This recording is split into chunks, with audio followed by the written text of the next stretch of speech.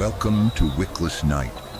There is something different about a night with no light at all, no candle burning, no lamp in the corner, just darkness, silence, and the feeling that something may be closer than it should be. Tonight's stories come from people who lived through moments they still cannot explain.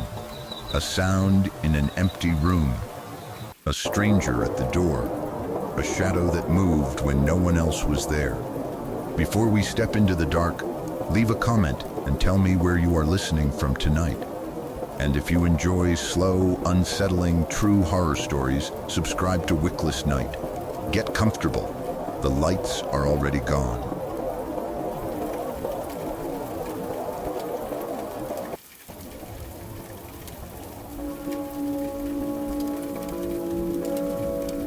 When I was about 8 years old, I lived in a trailer park with my dad and 3 of my siblings. It was summertime, so most days were spent outside. We were constantly running in and out of the trailer, meeting up with other kids, disappearing to the playground, coming back for something to drink, then heading outside again. There was not much planning involved. That was just how summer felt when you were a kid. You went outside in the morning and came home whenever it started getting dark, or when a parent finally called you in. The playground was directly across the street from our trailer. That made it one of the easiest places for me to go by myself, because home was always right there. I could basically look across the road and see where I lived. I knew the area well. I knew most of the kids. I knew the trailers. I knew which families had dogs. Nothing about the playground or the walk home normally scared me. One evening, I was there by myself. I do not remember why none of the other kids were around at that moment. Maybe they had already gone home. Maybe I had stayed out a little longer. All I remember is noticing that the sun was starting to go down. The light was changing.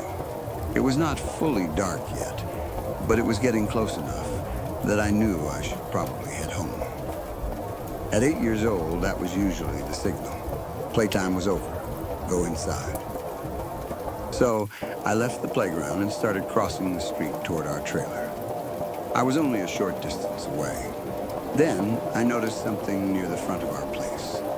At first, I did not understand what I was looking at. It was standing only a couple of yards from our door. It was smaller than me, dark, covered in what looked like fur, and it was standing upright. The first thing my mind compared it to was a gorilla. Not a full-size gorilla. Obviously, it was far too small. The best way I can describe it is that it looked like a very small gorilla, or some kind of miniature ape. Dark fur covered its body. It was standing on 2 legs, and it was looking directly at me. I stopped. I do not remember seeing it walk toward me. I do not remember it making any sound. It was just there, standing between me and the door, watching for a few seconds. I think my brain was trying to decide what category it belonged to. Dog? No kid? Didn't look like one. Some animal? Maybe. But why was it standing upright? I knew what cats looked like. I knew what dogs looked like. There were plenty of animals around the trailer park. This did not immediately match any of them. It looked wrong enough that my fear came almost instantly. I did not walk closer to investigate. I did not call out. I did not try to see whether it would move. I ran. I sprinted toward the trailer as fast as I could. I somehow got around or past whatever I had seen without stopping to study it. Once I was inside, I immediately told my dad. I was expecting him to react. Maybe go outside. Maybe ask where it was. Maybe check around the trailer. Instead, he laughed. To him, the idea that his 8-year-old had just seen some kind of tiny gorilla standing outside the house probably sounded ridiculous. And I understand why. There are no wild gorillas wandering around trailer parks. There was no reasonable reason for an ape to be standing a few yards from our door. So from an adult perspective, the simplest explanation was that I had mistaken something ordinary for something strange. Maybe a dog, maybe another child, maybe shadows. Maybe I was just scared because it was getting dark. But at the time, his reaction frustrated me. I knew what I had seen. At least, I knew I had seen something. I was not telling him about a dream. I had been awake, outside, walking home. I had looked directly at it. It had been standing there, and I had been frightened enough to run. Even now, years later, I am confident that there was some kind of real visual stimulus there. I do not think I simply invented a creature out of nothing. The harder question is whether it actually looked as strange as I remember. Dusk is probably the first thing I would consider now. That period just before dark can be terrible for identifying things accurately. There is still enough light to see shapes, but not always enough to see detail. Dark objects lose their edges. Colors become muted. Faces become difficult to recognize. Something familiar can look completely wrong from the right angle. A dog sitting upright could look almost human. A child crouching in dark clothes could look like an animal. A large object with something moving in front of it could become one combined shape. At 8, I did not understand any of that. I trusted the first visual comparison my brain made. Small gorilla. That does not mean there was actually anything ape-like there. It means that was the closest familiar image I had. Children describe strange things using what they already know. If you see something covered in dark fur with a rounded body and what looks like long arms, gorilla becomes the obvious label. Maybe what I saw was an ordinary animal in an unusual position. A dog is one possibility. Some dogs have thick, dark fur and can briefly stand on their hind legs.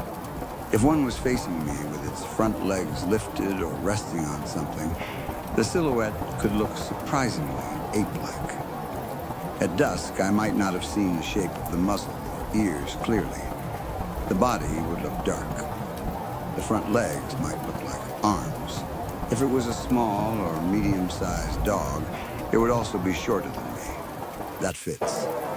The problem is that I remember the creature as simply standing upright, not balancing against anything. But this happened when I was 8. My memory of the posture may be more confident than the original view justified. Maybe it stood upright for only a second. Maybe I noticed it at exactly the moment it was lifting itself. Then I ran before I saw it drop back onto 4 legs. That would explain why the image in my memory remained bipedal. I never stayed long enough to get the correcting second view. A raccoon is another possibility, depending on the area. Raccoons can stand upright. They have dark fur. Their bodies can look surprisingly human-like from a distance when they rise onto their hind legs. But a raccoon would probably be much smaller than what I remember, and its shape is different from a gorilla. Still, size at dusk is difficult to judge. If it was only a couple of yards from the door rather than directly beside something of known size, I may have overestimated it. The same goes for other animals. A large cat standing strangely, an opossum, some kind of escaped pet. Anything unfamiliar could have looked much more bizarre in poor light. There is also the possibility that it was another child. Trailer parks usually have plenty of kids running around in summer. Maybe someone was crouching near our trailer. Maybe wearing dark clothes. Maybe a hooded sweatshirt despite the season. Maybe carrying something furry. If the child was younger than me, that would explain the smaller size. A hood could hide the shape of the head. Bent knees could make the body look animal-like. Arms hanging down could create the gorilla impression. If they saw me and simply stared, I might not hear them speak before running away. That explanation is physically easy. The difficulty is that I knew most of the neighborhood kids. I would probably recognize one if I had seen them clearly. But that is the point. I did not see the figure clearly. I saw something at sunset for only a few seconds, while already thinking about getting home before dark. Maybe the face was completely hidden in shadow. My brain may have never reached the stage of recognizing that is a person. It went directly from unfamiliar silhouette to dangerous-looking creature. A costume is another possibility, although there is no reason to assume one. A child wearing some kind of animal mask or furry clothing could look exactly like what I remember. Maybe someone had a Halloween costume lying around. Maybe kids were playing some kind of prank. But unless there was some reason for anyone to wear a gorilla costume in summer, that feels like adding details just to solve the mystery. I have no evidence for it. The same applies to an escaped exotic pet. Could someone in the trailer park have owned a monkey? Technically possible. People keep strange animals. A small primate could stand upright and be covered in dark hair, but there is no reason to jump there without evidence. If an actual monkey had been loose in the neighborhood, you would expect other people to notice. There might be talk about it. Someone would be searching. My dad might have eventually heard about it. I do not remember anything like that. So while an exotic animal is fun to imagine, an ordinary animal or person is more likely. The sunset itself may have created part of the figure. Shadows become long when the sun is low. A small animal can cast a huge distorted shape against a trailer. If I saw both the animal and its shadow together, my brain might combine them. Maybe a dog was standing near the door while its shadow stretched upward along the wall. Instead of seeing dog plus shadow, I saw tall, upright, furry thing. The trailer could have acted like a giant screen. That is exactly the kind of visual distortion that can happen near sunset. The direction of the light matters enormously. If the animal was between the low sun and the trailer, its shadow could stretch much higher than its body. From my angle crossing the street, the real body and shadow might overlap. The result could look like something standing vertically. Then, when I ran closer, I was too frightened to study it. Once inside, the visual event was over. That explanation interests me because it could create something genuinely bizarre looking from a completely ordinary animal. It would also explain why my dad saw nothing afterward if he even checked. The animal may have moved away. The sun angle changed. The exact image existed for only seconds. That is often how these childhood mysteries survive. The cause itself may be temporary. You see it once, react, then conditions change. No chance to solve it. Another possibility is that the figure was farther from the door than I remember. Distance and position can compress childhood memory. Maybe it was near another trailer or object behind ours. From across the street, it appeared to be only a few yards from our entrance. If it was actually farther back, a normal person or animal could look much smaller. Perspective could make an adult appear child-sized. A person wearing dark clothing farther away might look like a small black figure near the door. Then, as I ran, my attention moved away from them. That could explain both the size and why I did not have to physically pass right beside the thing. My memory says it was close to the door. But I cannot measure that now. I was 8. I was not estimating distance deliberately. I saw something in the general area of home and became scared. The emotion preserved the relative meaning. It was close to my door. Not necessarily the exact number of yards. That matters because the closer I believe it was, the more impossible it seems that I could misidentify it. If it was only a few feet away, surely I should know whether it was a dog or child. If it was 20 or 30 feet away in poor light, misidentification becomes much easier. The original distance may have been somewhere between those. Memory tends to simplify. Another thing I think about is the fact that I was alone. If one of my siblings or another child had been walking beside me, they might have identified it immediately. Well, that's just that dog. Or that's so-and-so's little brother. Then the memory would disappear. Instead, I had no second opinion. My brain had to solve it alone. And when the brain sees an unfamiliar shape at dusk, it often chooses caution over accuracy. That is not a failure. From an evolutionary point of view, it is smarter to mistake a harmless animal for a dangerous one than to mistake a dangerous animal for something harmless. My body decided, unknown creature near home. Run, that response worked. I got inside safely. Maybe I ran from a dog, maybe from a child, maybe from a weird shadow. No harm done. The fear did not need to be correct to be useful. The fact that my dad laughed probably reinforced the memory too. If he had believed me and gone outside, maybe he would have found the explanation. Perhaps he would say, "That's the neighbor's dog. Mystery over." Instead, his reaction left me with no answer. I felt dismissed. So I held on to the certainty more strongly. I know I saw it. That is a common response when someone doubts a childhood experience. You repeat the memory internally. Dark fur, standing upright, smaller than me, looking at me. You protect those details because they feel like proof that you were not making it up. Over years, that repetition can make the image feel even sharper. That does not mean the memory is false, but it can make uncertain details seem more fixed than they originally were. Maybe at 8, I said, it looked kind of like a little gorilla. Years later, that becomes, it literally looked like a very small gorilla. Those statements sound similar, but carry different certainty. The original may have included more uncertainty. I cannot know. What I do know is that it frightened me immediately. That means the silhouette was unusual enough that I did not casually categorize it. I had seen dogs before. I had seen kids in dark clothes before. Something about this looked wrong. Maybe that was simply the posture. An ordinary animal behaving in a slightly unusual way can become terrifying.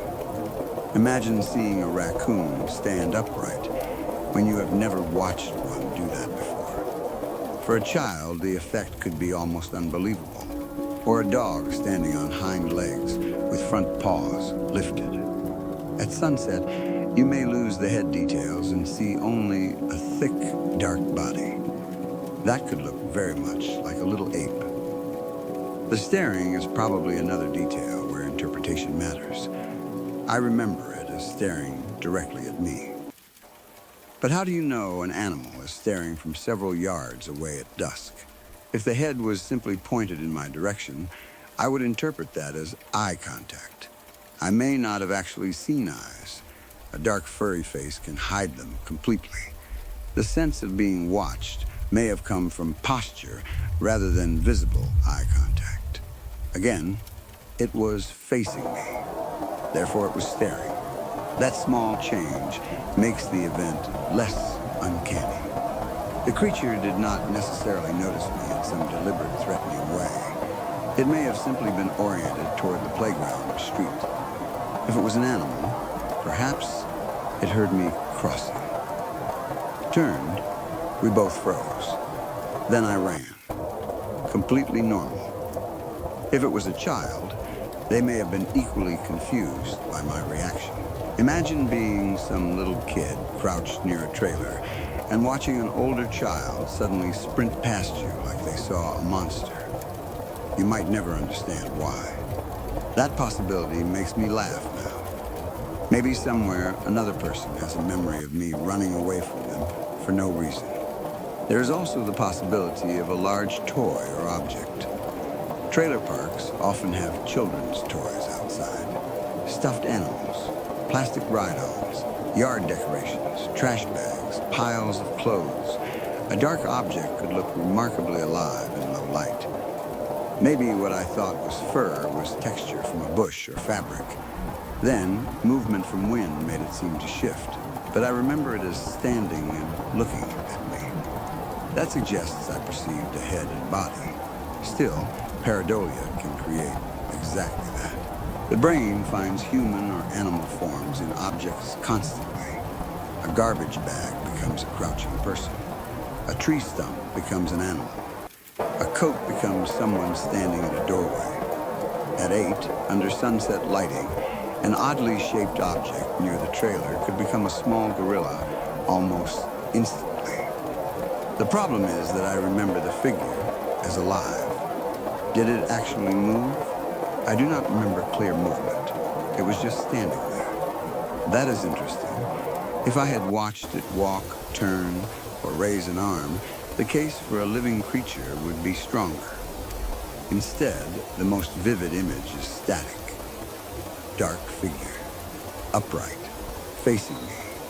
That leaves object misidentification open. Maybe the fur was simply rough texture. Maybe the head was an upper part of an object. Maybe the arms were shadows. I ran before the image had time to resolve. The brain sometimes needs a second or two of focused vision to correct an initial mistake. I did not give it that. The first interpretation triggered fear. Fear triggered running. The interpretation survived.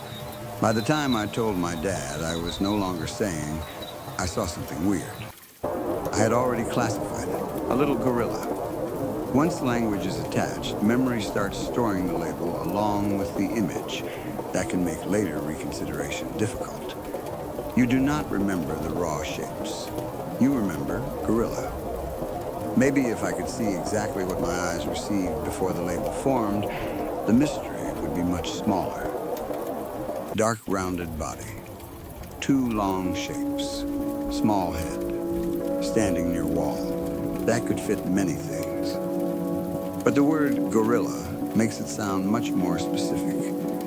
This is one reason children's descriptions of unfamiliar animals can be difficult to interpret years later. A child might say wolf for any large dog, monkey for something climbing, monster for a shadow. They are not lying. They are using the closest category available. My category was gorilla. I have also considered whether it could have been some person bent forward with their hands near the ground.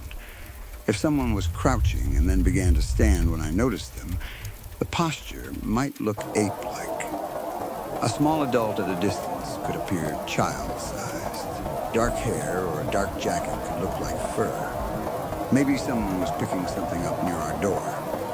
I saw them at exactly the wrong moment. They turned toward me. I ran. That is very plausible. Would my dad know someone had been outside? Not necessarily. People pass through trailer parks all the time. Maybe they walked away before I got inside.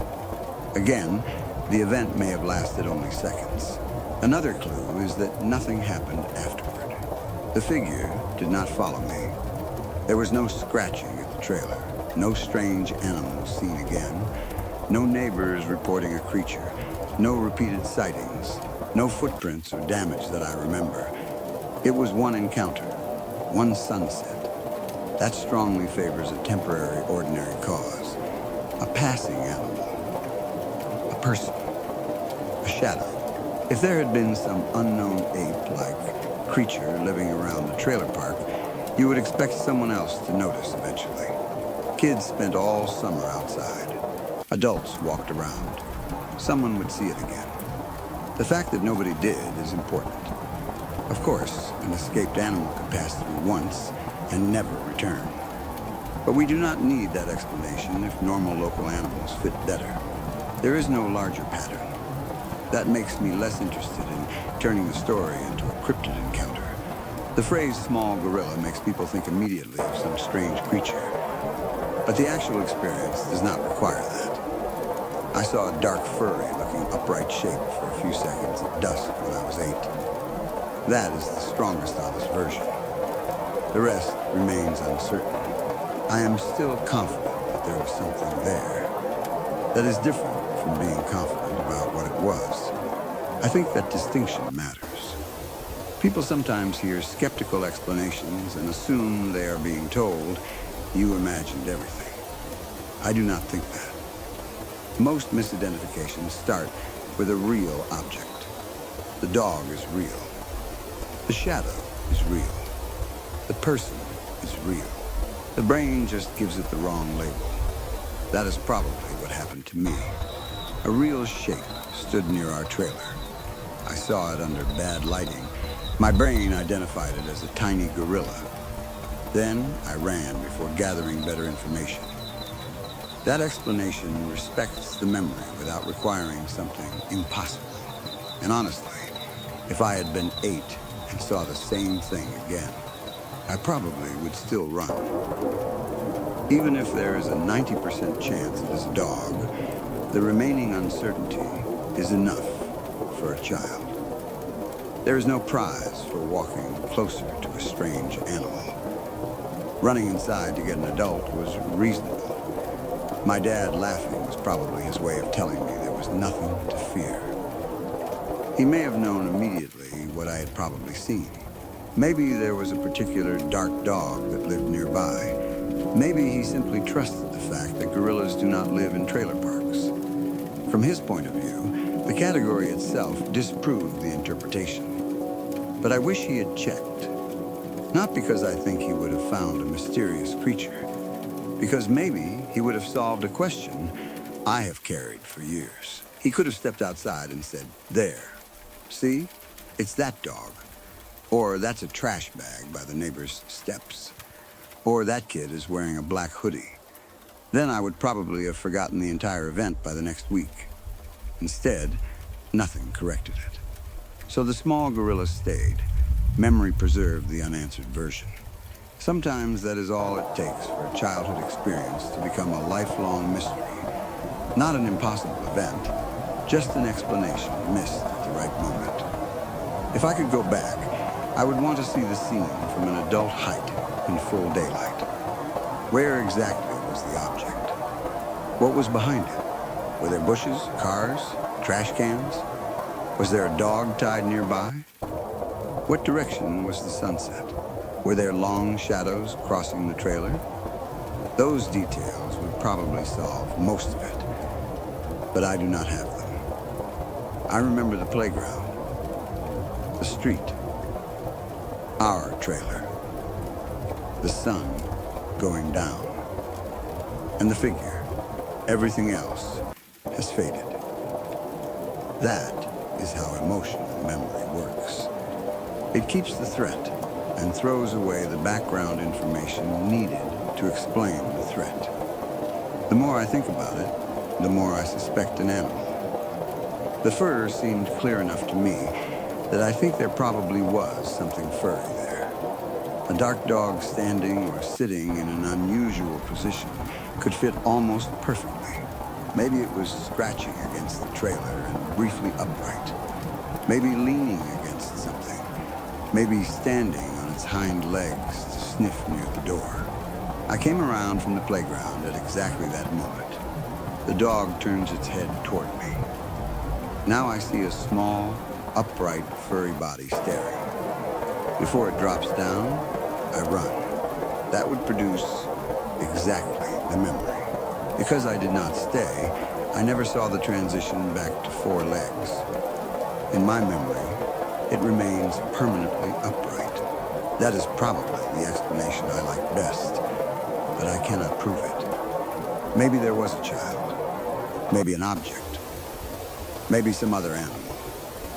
The mystery is not strong enough for me to claim anything more.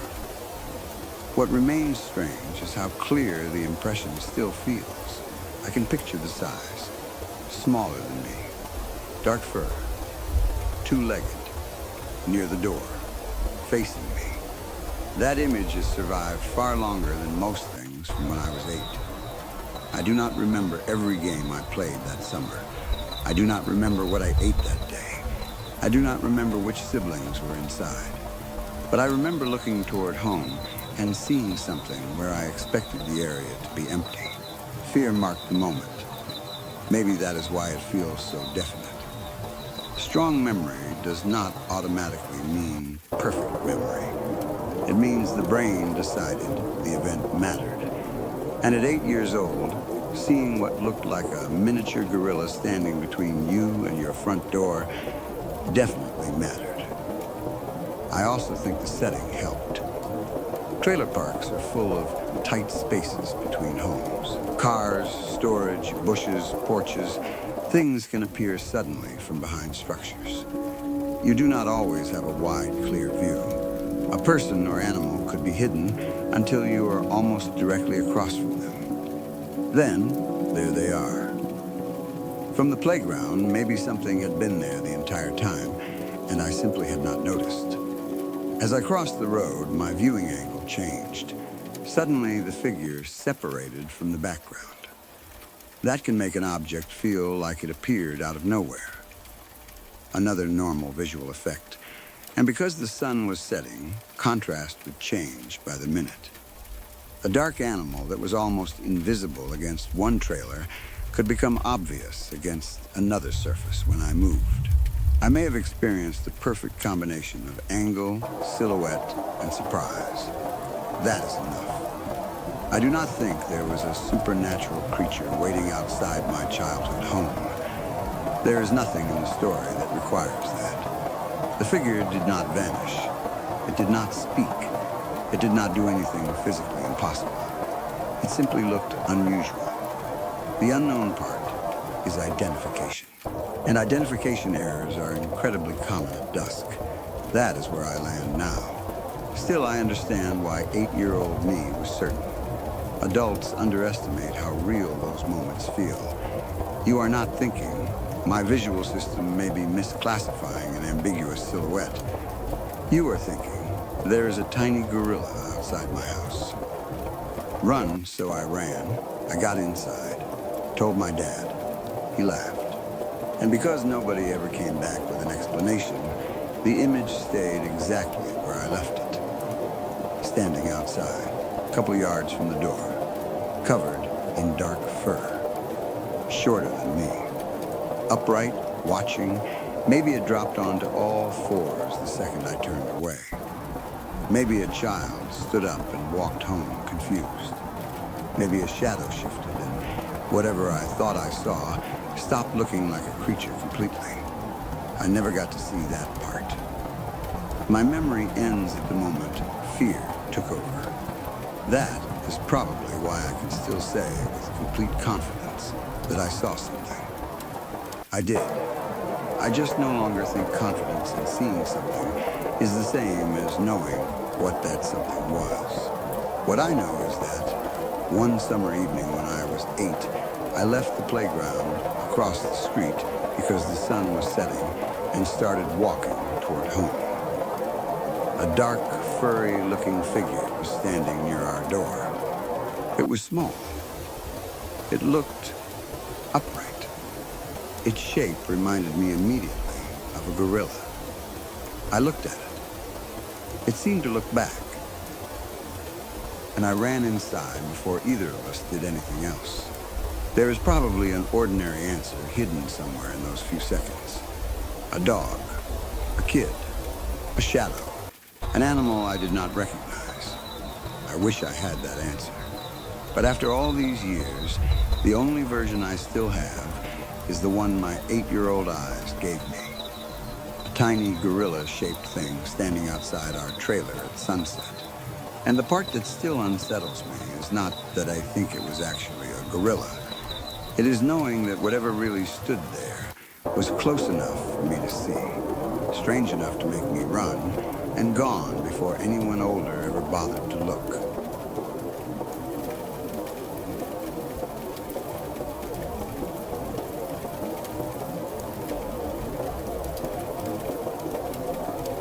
When I was around 8 years old, my younger sister was about 6, and for a while she started acting completely different from the way we were used to. It was not one huge incident. Nothing happened overnight that made everyone immediately think something was seriously wrong. It was more like a sudden stretch of bad behavior. She started doing things she knew she was not supposed to do. Disobeying, getting into trouble, acting out in ways that made our parents ask the same question over and over. Why are you doing this? Most kids have phases like that. They test boundaries. They get angry. They copy other children. They learn that doing something bad gets an immediate reaction from adults. So at first, nobody treated it as anything especially strange. The strange part was always her explanation. Whenever someone asked why she had done something, she would say, "The finger people told me to." At first, I do not think anyone knew what she meant. Finger people? It sounded like exactly the kind of weird phrase a 6-year-old would invent. Kids make up imaginary friends. They create entire worlds with toys. They name shadows. They talk to dolls. They decide a stuffed animal has opinions about dinner. So our parents apparently treated the finger people the same way. Some strange little game she was playing. Maybe a way to avoid taking responsibility. She does something she is not supposed to do, gets caught, and instead of saying, "I wanted to," she says, "The finger people made me." From an adult point of view, that explanation is almost convenient. An imaginary character becomes the person to blame. Children do that all the time. It did not seem like a reason to panic. I was only 8 myself, so I did not have some sophisticated interpretation either. I knew she kept talking about the finger people. I knew adults did not seem especially worried. That was basically it. I probably pictured them as some imaginary creatures she had invented. Maybe tiny people who lived on fingers. Maybe something from a cartoon. I do not remember asking many questions at first. Then one day I walked into her bedroom. That is the moment that changed the whole thing for me. She had a bunk bed. When I came into the room, she was lying up on the bunk with her back toward me. She was close against the wall. At first, I thought she was just playing by herself. Then I realized she was whispering. Quietly, not singing. Not talking loudly the way children usually do when they are pretending with toys. She was whispering like she was having a private conversation. I called her name. She turned toward me. And that was when I saw what she was doing with her hands. She had her fingers raised near her face. They were bent or crooked toward her, almost as though she had shaped them into little figures. Those were the things she had been whispering to. Her own fingers. I remember staring at her because suddenly the phrase finger people made sense in a way I had not expected. They were not invisible little people she claimed were standing somewhere in the room. She was making them with her hands. Her fingers were the people, or at least they were how she represented them. I asked her what she was doing. I do not remember every word of that conversation exactly, but I remember what she told me. She said she heard scratching inside the walls. And when she heard the scratching, she knew the finger people wanted to talk. Then they would whisper to her, and they were the ones telling her to do the bad things. That frightened me much more than the original explanation ever had. Before that moment, finger people had been childish nonsense. Afterward, there was a whole system behind it, scratching in the walls. A signal. The fingers, whispering, instructions, and apparently those instructions were connected to the behavior that had been getting her into trouble. At 8 years old, I did not know what to make of that. I do not remember thinking about mental health or anything like that. Those concepts were far beyond me. I just knew it felt creepy. My little sister was lying alone against the wall, whispering into her own fingers, because she believed something inside the wall was trying to communicate with her. That image stayed with me. Even now, when I think about the story, I picture the room first. The bunk bed, her body facing the wall, the low whisper. Then her turning toward me with those fingers curled near her face. There are a lot of ordinary explanations I can think about now that I obviously could not have understood at 8. The scratching itself may have been completely real. Walls make noises, especially houses with animals in or around them. Mice, rats, squirrels. insects, birds near exterior walls, branches rubbing against siding, pipes expanding and contracting, heating systems, wood shifting. A small animal moving inside a wall can sound surprisingly deliberate. Scratch, pause, scratch again. If a child hears that repeatedly while alone in bed, it is easy to imagine something living behind the wall. And once you believe something is there, random scratching can start to feel like communication. Children are extremely good at finding patterns. Adults are too. If you hear 3 knocks, you start wondering whether someone deliberately knocked 3 times. If you hear scratching every night, you may stop thinking mouse and begin thinking, something is trying to get my attention.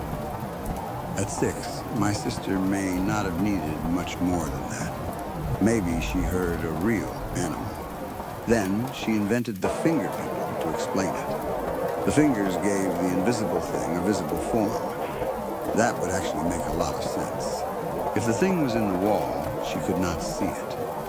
But she could make representatives with her own hands. Crook a finger. Give it a voice. Now the scratching has someone attached to it. Children build entire games exactly like that. A hand becomes a spider. 2 fingers become walking legs. A thumb becomes a talking head. There is nothing unusual about using your own hands as characters. The unsettling part was not the fingers themselves. It was what she said they told her. Do bad things. That could also have an ordinary explanation. At 6, children are still developing the ability to describe their own impulses. Adults think in terms of, I wanted to do this even though I knew I shouldn't. A young child may externalize that urge. Instead of, I thought about doing something bad, it becomes, someone told me to. The finger people may have been a way of giving her own unwanted thoughts a separate identity. Not because she was deliberately lying. Maybe that was genuinely how she understood them. Children often separate different parts of themselves through imaginary characters. A child wants the cookie but knows mom said no. Then, the stuffed bear wanted the cookie. A child says something mean and later explains the imaginary friend told them to. That can be play. Avoiding blame. Trying to understand conflicting feelings. Or some combination. Maybe my sister knew she was misbehaving and found it easier to say the finger people were responsible. Once everyone started asking about the finger people, the idea may have grown. That is another possibility. Children notice what gets a reaction. The first time she said, the finger people told me, maybe everyone stopped, asked questions, paid attention. Suddenly, the phrase had power. Then she used it again. Each time, the story became more detailed. Eventually, they live or communicate through the scratching on the wall. They whisper. They tell me what to do. That does not require conscious deception. Children build stories interactively. A question suggests another detail. What finger people? She imagines them. How do you know they're there? Scratching. What do they say? Instructions. The story becomes real inside the child's imagination because everyone keeps treating it as something to explain. That could have happened. I do not remember the adults interrogating her heavily, though. As far as I know, they mostly thought it was ordinary kid stuff. That may actually make private whispering more interesting. She was not performing it for an audience when I found her. She was alone. Her back was to the room. She did not know I was watching. That means whatever she was doing was meaningful enough to her that she did it privately. That does not prove she believed literal beings were speaking to her. Children engage in imaginative play alone constantly. They do not need an audience. A child can spend half an hour talking for both sides of a conversation between toys and be completely absorbed while still understanding, at some level, that they are the one creating the voices. Maybe that was what I interrupted. A private game. The finger people had become characters. She whispered both to them and for them. Then when I asked what she was doing, she explained the game's logic as though it were literally true because she was 6. That is very possible. The posture probably made it feel creepier than it really was. She was lying close to the wall, back turned, whispering. If she had been sitting cross-legged on the floor, making her fingers dance and saying, "These are the finger people," I might remember it as funny. Instead, everything about how I discovered it felt secretive. She seemed to be listening. Then she turned and showed me those crooked fingers.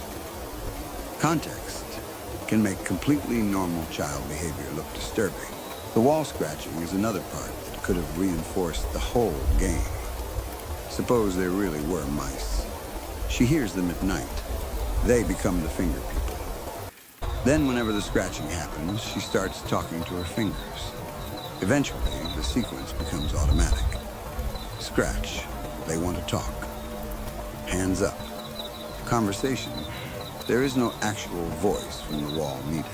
Her own imagination supplies it. When she says they whisper to me, that might mean she creates the whisper herself. Children do not always distinguish internal and external events in the same precise language adults use.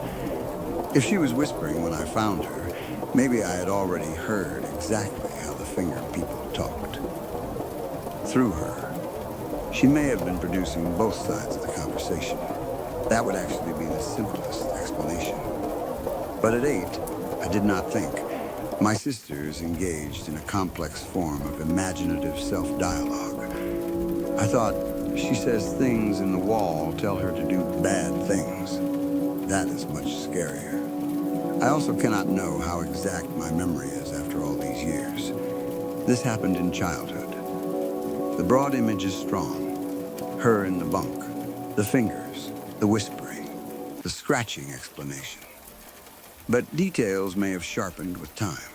Maybe she did not say, "I know the finger people want to talk." Maybe she said something like, "When I hear scratching, I talk to them." Those are similar, but not identical. Maybe the phrase about being told to do bad things was already something she had repeated enough that I connected it to that conversation. Memory can combine several related moments into one cleaner scene. That does not make the story fake. It just means the exact dialogue should be treated carefully. What matters is the pattern. She was misbehaving. She blamed the finger people. I later found her privately whispering to her own fingers. She connected them to scratching in the walls. That is enough. Another possibility is that the scratching frightened her first. A 6-year-old lying beside a wall and hearing something move inside it can get scared very quickly. Maybe inventing the finger people actually made the noise less frightening. Instead of an unknown animal or monster inside the wall, now it is something she knows. Something she can talk to. Children sometimes turn fears into characters because a named thing feels more controllable than an unnamed one. If the wall scratches, that is scary. If the finger people are scratching because they want to talk, now there is a reason. A disturbing reason, maybe, but still a reason. The world becomes less random. Maybe the bad things were part of that, too. If the finger people are mischievous, then she gets to imagine herself in a relationship with them. They dare her. She does something naughty. Then tells adults. That creates a whole narrative. To her, it may have felt like a secret club. To everyone else, it sounded creepy. There could also have been influence from media, cartoons, stories, other kids, something she had seen once and transformed into her own idea. A lot of childhood creations feel completely original to the child, even when they are assembled from dozens of little things they have encountered. Maybe she saw hands being used as puppets. Maybe she had heard a scary story about something in the walls. Maybe another child blamed an imaginary friend for misbehavior. Those pieces combined. Finger people. I do not remember any specific source, so I would not claim one. But children absorb far more than adults realize. A strange image from a movie seen months earlier can become part of a new game without anyone consciously connecting it. The name itself sounds very childlike. Finger People. Simple, literal, not some elaborate supernatural title. That makes me think she probably created the concept herself. They are people made from fingers. Therefore, Finger People. Exactly how a 6-year-old names something. The whispering makes sense too. Tiny people would have tiny voices. If she imagined them as small, maybe of course they whispered. The scratching could be how they announced themselves. There is an internal logic. That is what made it eerie. It was not random nonsense. It had rules. But children's games often have very detailed rules. Ask a child about an imaginary world they have been playing in for a few weeks, and they can tell you who lives where, what powers everyone has, what happens at night, and which stuffed animal is secretly evil. The complexity does not make it external. It makes the imagination developed. The fact that her behavior had changed around the same time is what makes the story feel heavier. If she had been perfectly normal and simply had finger puppets, nobody would remember it. Instead, the Finger People seemed to be connected to real problems. She was getting into trouble. Then, blaming them. That naturally makes adults wonder whether the imaginary world is encouraging the behavior. But cause could run in the other direction. Maybe she was already acting out for some unrelated reason. Stress, jealousy, changes at home. School, wanting attention. Normal developmental testing. Then when asked to explain something she did not understand herself, she used the Finger People. The imaginary explanation came after the behavior. That is just as possible. I do not remember enough about what was happening in the family to connect it to anything specific. And I would not want to invent some hidden trauma or diagnosis, because the story does not support that. She was 6. 6-year-olds can be strange. They can also have serious difficulties, of course, but a childhood story years later is not enough to decide which was happening. What I can say is that if a child were currently saying that voices or figures were repeatedly telling them to do harmful or dangerous things, I would want the adults around them to take that seriously, rather than assume it was automatically a ghost or automatically nothing. Not because the child must have a particular condition. Because there are many possible causes. Imaginative play, anxiety, sleep problems, stress, real environmental sounds, something they are trying to describe but do not have adult language for. A pediatrician or qualified mental health professional could help sort that out if it was persistent, distressing, or creating safety problems. But in our childhood situation, I do not remember some dramatic escalation. There was no story about her being attacked by the Finger People. No physical creatures emerging from the wall, no impossible evidence. The whole thing seems to have remained centered around her behavior, the scratching, and her private conversations. That strongly supports an internal or imaginative explanation. The scratching itself may have been the only external stimulus. And honestly, if someone had opened the wall and found mice, it might have changed how the whole family remembered the story. Suddenly, oh, that's what she was hearing. Maybe someone eventually did, I do not know. But a rodent in a wall is probably one of the easiest explanations for that part. At night, mice can sound much bigger than they are. Their claws scrape drywall or wood. They move insulation. You hear sudden bursts, then silence. To a child lying close to that wall, it could sound like fingers dragging across the inside. That image even connects naturally to the name. Maybe the scratching literally sounded like fingernails. Scratch, scratch, finger people. It is possible the name originated from the sound rather than the hand game. If she imagined fingers behind the wall, then used her own fingers to represent them, the entire concept becomes easy to understand. Something scratches, like fingers. She cannot see it. She makes fingers into people. Now, she can talk to them. That is a plausible childhood chain. The sinister instructions could have been her way of giving those imagined beings personalities. Children's imaginary figures are not always friendly. Sometimes they are bossy. Mean, scary, a child can enjoy being frightened by their own game, the same way children tell ghost stories and then refuse to sleep. Maybe she liked the idea that the finger people were dangerous. It made them more interesting. Then blaming them when she got caught gave the game a connection to the real world. I also think about how I reacted when I found her. Did my expression scare her? Did I ask in a way that suggested what she was doing was frightening?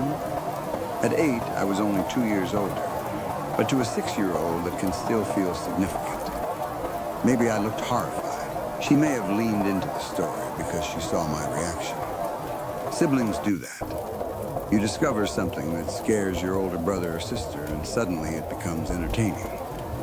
Maybe later she whispered more dramatically because she knew it got to me. Again, I do not remember enough afterward to know. What remains is that first discovery, before she knew I was there. That is the strongest piece for me. She was already doing it. So the finger people were not invented only as an excuse in front of adults. They existed in her private play or perception too. That does not make them supernatural. It just means the concept had become meaningful to her. Children can become deeply attached to imaginary companions. They talk to them privately, set places for them, get angry at them, blame them, ask them questions. Sometimes the imaginary friend becomes a way of rehearsing social situations. The child speaks for themselves and the companion. It can look bizarre when you walk in halfway through. I may have witnessed exactly that. Instead of a stuffed animal, she used her fingers. There is something inherently unsettling about fingers shaped like tiny people, because they are a part of the body. A doll sits separately. Hands move with us. Watching someone whisper into their own curled fingers can look almost ritualistic, even if it is only play.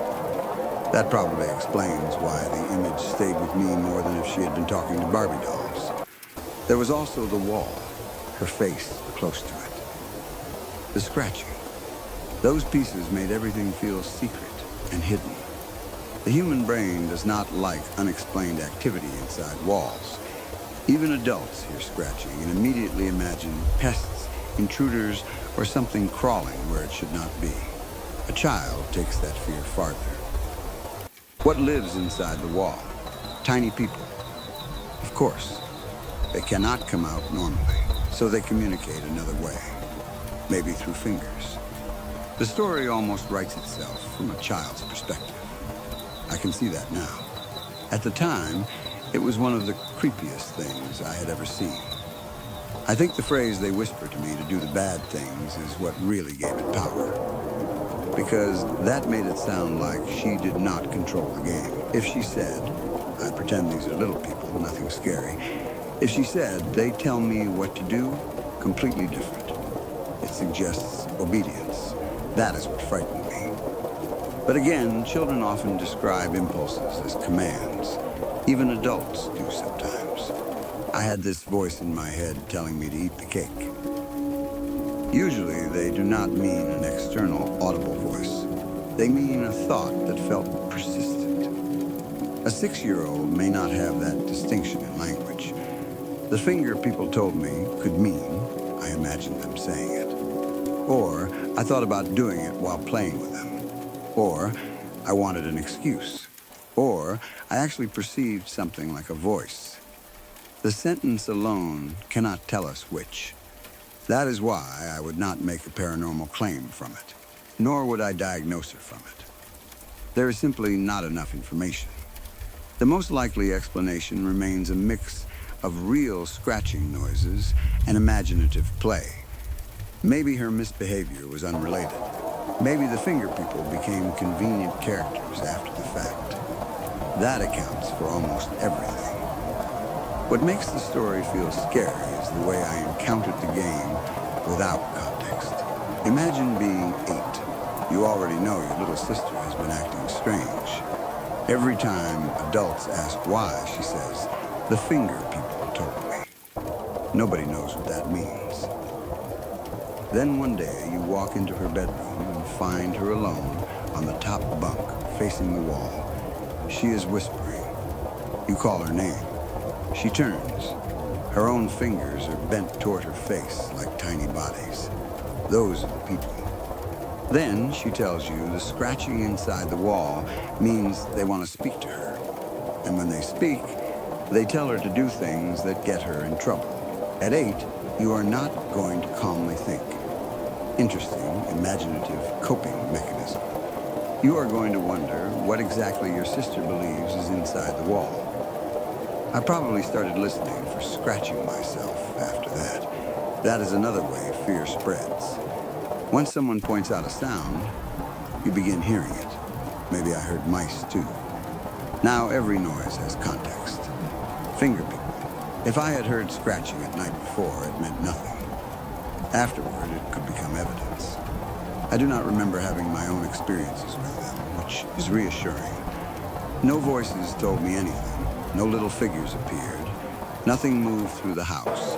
Everything was centered on my sister's interpretation. That makes an external supernatural cause less convincing. If something physically lived in the walls and communicated, why only through her fingers? Why only tell her to misbehave? Why no other trace? The internal explanation fits better. The scratching was environmental. The personalities were hers. The instructions were part of the game, her impulses, or her explanation for behavior. That is where I would put the probability. Still, it is one of those childhood memories where a rational explanation does not completely remove the atmosphere. I can tell myself mice. Imagination, normal child behavior. And all of that may be exactly right. But then I picture her body pressed close to the wall, whispering. Not performing for anyone, not laughing, just quietly engaged with those crooked fingers. And I remember asking what she was doing. The answer was so matter-of-fact. She heard scratching. That meant they wanted to talk. They whispered. They told her to do bad things. Children can say deeply unsettling things without understanding why adults find them unsettling. That may have been all this was. To her, the finger people might not even have been horrifying. Maybe they were companions. Maybe she liked them despite blaming them. Maybe the bad instructions were mischievous rather than violent. I do not remember anything suggesting they told her to seriously hurt herself or somebody else. The phrase bad things can mean a lot at 6. Take something. Refuse to listen, make a mess, hit a sibling, break a rule. Adults hearing the story years later may imagine far worse things than what actually happened. That is important. I do not want to turn ordinary childhood misbehavior into something darker than the source gives us. The behavior was concerning enough for the family to ask questions, but not apparently so severe that it led to some major emergency. That context matters. Maybe the whole phase lasted a few weeks and disappeared. Many childhood fixations do. A child becomes obsessed with one imaginary character. Then, school changes. A new toy appears. The wall animal moves away. The finger people vanish from daily life. Adults forget. The older sibling remembers because they once walked into a bedroom and saw the game from the wrong angle. That could be the entire story. If so, There is something almost sad about how frightening it looked from outside compared with how ordinary it may have felt to her. She may have simply been lonely or bored. The fingers were always available. No toys needed. She could create characters anywhere. The scratching gave them a secret signal. That is imaginative play, the kind of creativity children use constantly. The darker theme may have come from the same place children's stories often do. Fairy tales are full of threats. Cartoons have villains. Kids play murder mysteries, monsters, zombies, kidnappings, and battles without understanding them the way adults do. A bossy group of finger people telling a child to break rules is not impossible as a game. The reason it feels different is because she spoke as if the game controlled her. But that may simply have been how she committed to it. Children can stay in character intensely. Tell a child dressed as a superhero, you cannot fly. They may argue with you. That does not necessarily mean they have lost all distinction between imagination and reality. Play has its own rules. My sister's game may have too. Another thought is that blaming the finger people may have allowed her to express impulses she knew adults disliked. Maybe she could say, the finger people want me to do this, when what she actually meant was, part of me wants to do this, and I know I am not supposed to. That externalization can make internal conflict easier for a child to understand. Again, not necessarily conscious. We all create distance from thoughts sometimes. The devil on my shoulder. My brain is telling me to procrastinate. My intrusive thought says jump in the puddle. Adults use metaphors. A 6-year-old creates characters. That interpretation makes the whole thing much less supernatural and much more human. But at 8, none of that existed for me. All I knew was that my little sister kept getting into trouble because of something called the finger people. Then I finally saw them.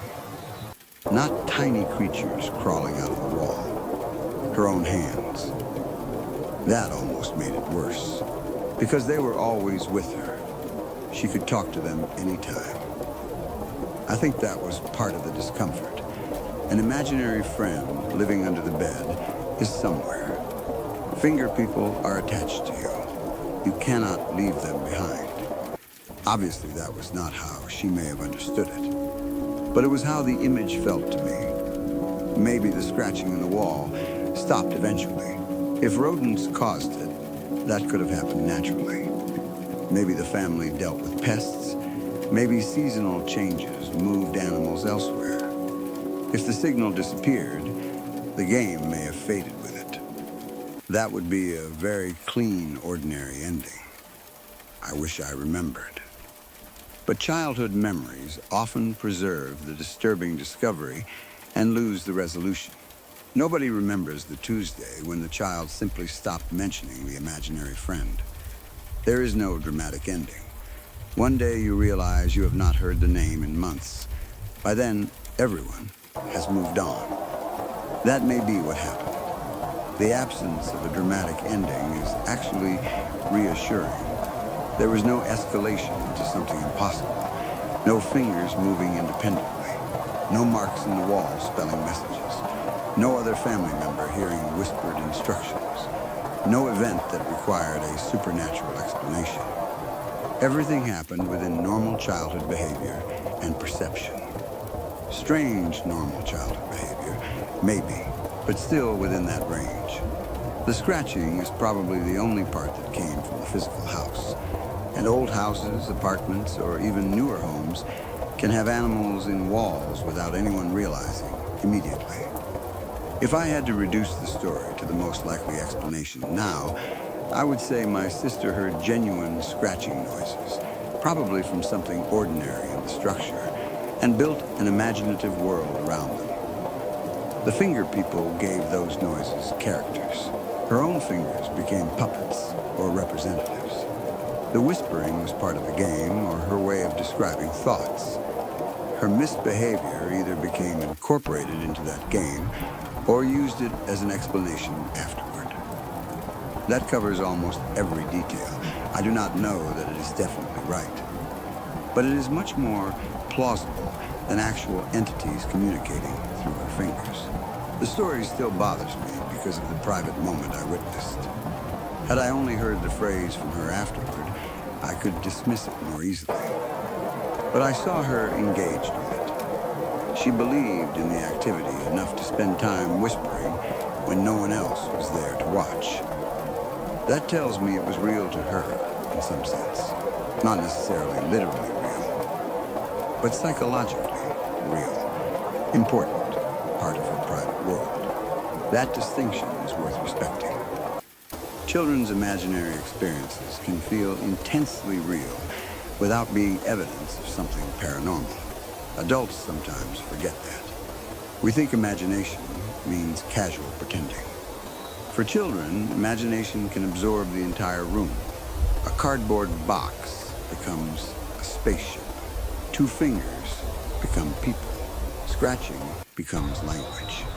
They can know, somewhere in themselves, that they are playing while still reacting emotionally as though the world is real.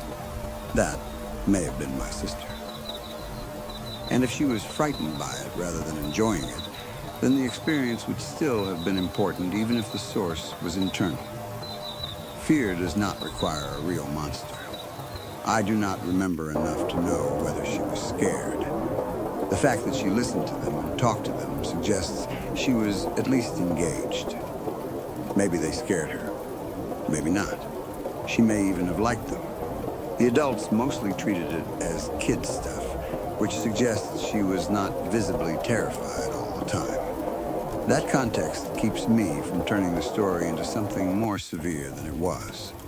It was creepy, not necessarily catastrophic.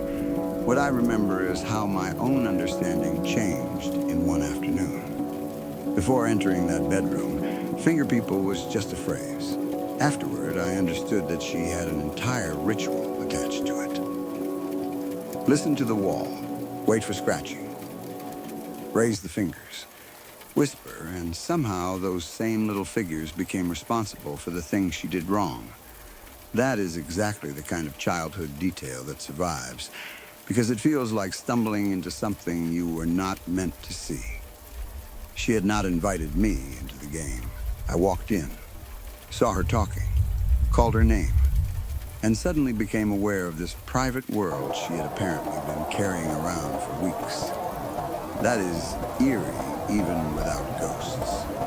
Sometimes discovering that another person, especially someone close to you, has a rich internal world you knew nothing about can feel uncanny. With a 6-year-old, that world can be very strange. Years later, the phrase still sounds creepy. Finger people. But I suspect if I could ask her younger self exactly what they were, the answer might be much simpler than the image I have carried. Maybe they're just my fingers. Maybe they live in the wall. Maybe they talk because I'm bored. Maybe she would give 10 different answers on 10 different days. Children's imaginary rules are flexible. What feels like a coherent mythology in adult memory may have changed constantly when it was happening. That is another reason not to overinterpret it. At the same time, if I had been the parent and understood that a child was repeatedly saying voices or figures were directing behavior, I would have wanted to listen carefully. Not panic. Not tell her ghosts were real. Not shame her. Just ask simple questions. What do you hear? When does it happen? Does it scare you? Do they tell you to hurt yourself or anyone else? Can you ignore them? Are you sleeping okay? Is something happening at school? And if it persisted or became distressing, involve a professional who knows how to talk with children. Because whether something comes from imagination, stress, sleep, sensory misinterpretation, or something else, the child's experience still deserves attention. But that is adult hindsight. Back then, we were children ourselves. My parents saw a misbehavior phase. I saw my little sister whispering into her fingers. No one had the benefit decades of perspective.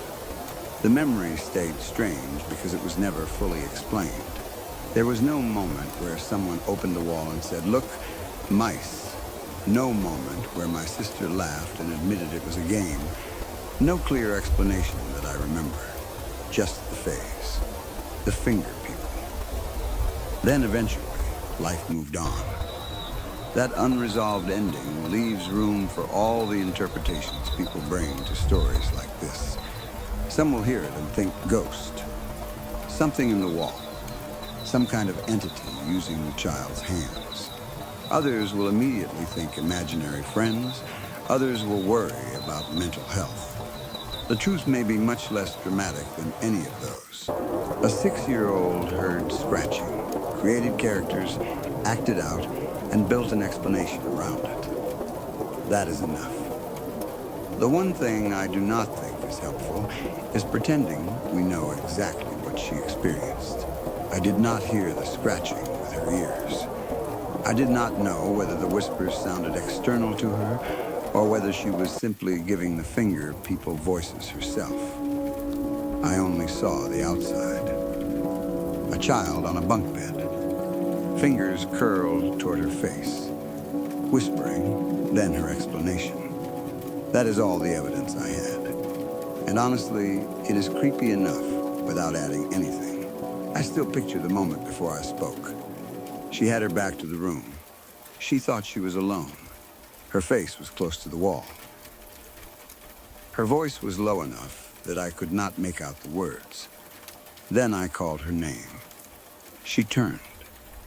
Her fingers were crooked inward, arranged like small figures staring back at her. For a second, I finally understood what she had meant all those times our parents asked why she had done something wrong. Those were the finger people. At least, that was the form she gave them.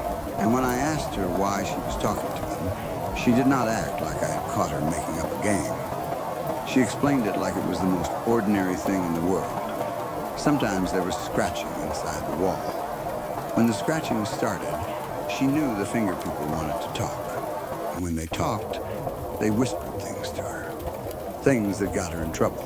Today, I can build a completely normal explanation out of childhood imagination, house noises, misbehavior, and the way kids externalize thoughts. I think some version of that is probably right.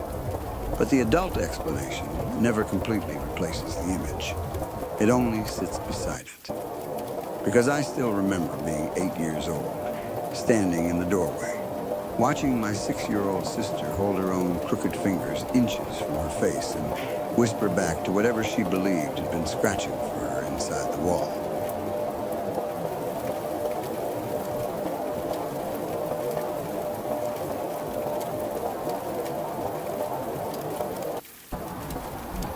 When I was around 5 years old, I had an experience in my bedroom that I still remember because of how completely normal it seemed at first. There was no strange noise beforehand, no feeling that someone was watching me, no nightmare that I remember waking from. I simply opened my eyes in the middle of the night and saw my dad standing on the other side of my room. My bedroom at the time was fairly large, especially from the perspective of a 5-year-old. My bed was positioned on one side of the room, close to the doorway. Across from it, on the other side, there was a cardboard box in the corner. My dad used that box for recycling. Whenever there were old newspapers, magazines, or other paper that needed to be thrown away, he would put them in there. It was a completely normal object in the room. I had seen my dad use it plenty of times. So one night, sometime around 1 or 2 in the morning, if I had to guess, I woke up and looked across the room. My dad was standing beside the cardboard box. At least, that is exactly what I thought I was seeing. He was wearing his dressing gown and pajamas. He seemed to be holding or looking at a newspaper. There was nothing immediately frightening about it. That is probably the strangest part of the memory. I did not think, why is Dad standing in my bedroom at 2 in the morning? I did not wonder how long he had been there. I did not call his name. My 5-year-old brain simply recognized him. Dad. And because I was a little kid who had just woken up in the middle of the night, seeing my dad made me want to go to him. So I climbed out of bed. I crossed the room. I remember moving toward him without hesitation. As far as I was concerned, there was nothing strange happening. My dad was there. I was going to hug him. I reached the corner and wrapped my arms around him. Or at least I believed I did. Then I opened my eyes properly and looked upward. There was nobody there. No dad. No person. Nothing standing by the recycling box. I was alone. What made the moment even stranger was realizing where my body actually was. I was standing in the corner of my bedroom with my arms wrapped around myself. I was hugging myself. For a few seconds, I did not really understand what had happened. I had seen my dad clearly enough to cross the entire room toward him. I had recognized his pajamas, his dressing gown, the newspaper. I had walked straight to where I thought he was standing. Then somehow, I ended up holding my own body with nobody else there. I was not screaming. I did not run out of the room. I do not even remember being deeply terrified. I was more confused and slightly freaked out. At 5 years old, maybe I did not yet have the language to ask exactly what had just happened. I think I simply accepted that something strange had occurred. Then I went back to bed. That part almost makes the story feel stranger when I think about it now. If the same thing happened to me as an adult, I would turn on every light, check the hallway, find my dad. Probably not sleep again for hours. At 5, I just climbed back into bed and eventually went to sleep. Children can be surprisingly good at doing that. Something impossible happens. They are confused for a minute. Then sleep becomes more important. Years later, though, I started to understand that there are some very ordinary possibilities for what happened. The strongest one is that I was not as awake as I believed I was. I may have been in that strange period between sleep and waking where the room around you is real, but part of a dream continues into it. People can experience extremely vivid images during that state. Sometimes they see a person standing beside the bed. Sometimes an animal. Sometimes a figure in a doorway. The image can be so detailed that there is no feeling of imagination. You are not thinking, I am dreaming about my father. You are thinking, my father is standing right there. That fits my experience very well. My bedroom itself was real. The cardboard recycling box was really in the corner. My brain knew it was there. It also knew that my dad used it for newspapers. So if I was half asleep, it would make perfect sense for my mind to construct him in exactly that location. Dad, box, newspaper, dressing gown. All familiar things. Nothing about the image needed to be invented from scratch.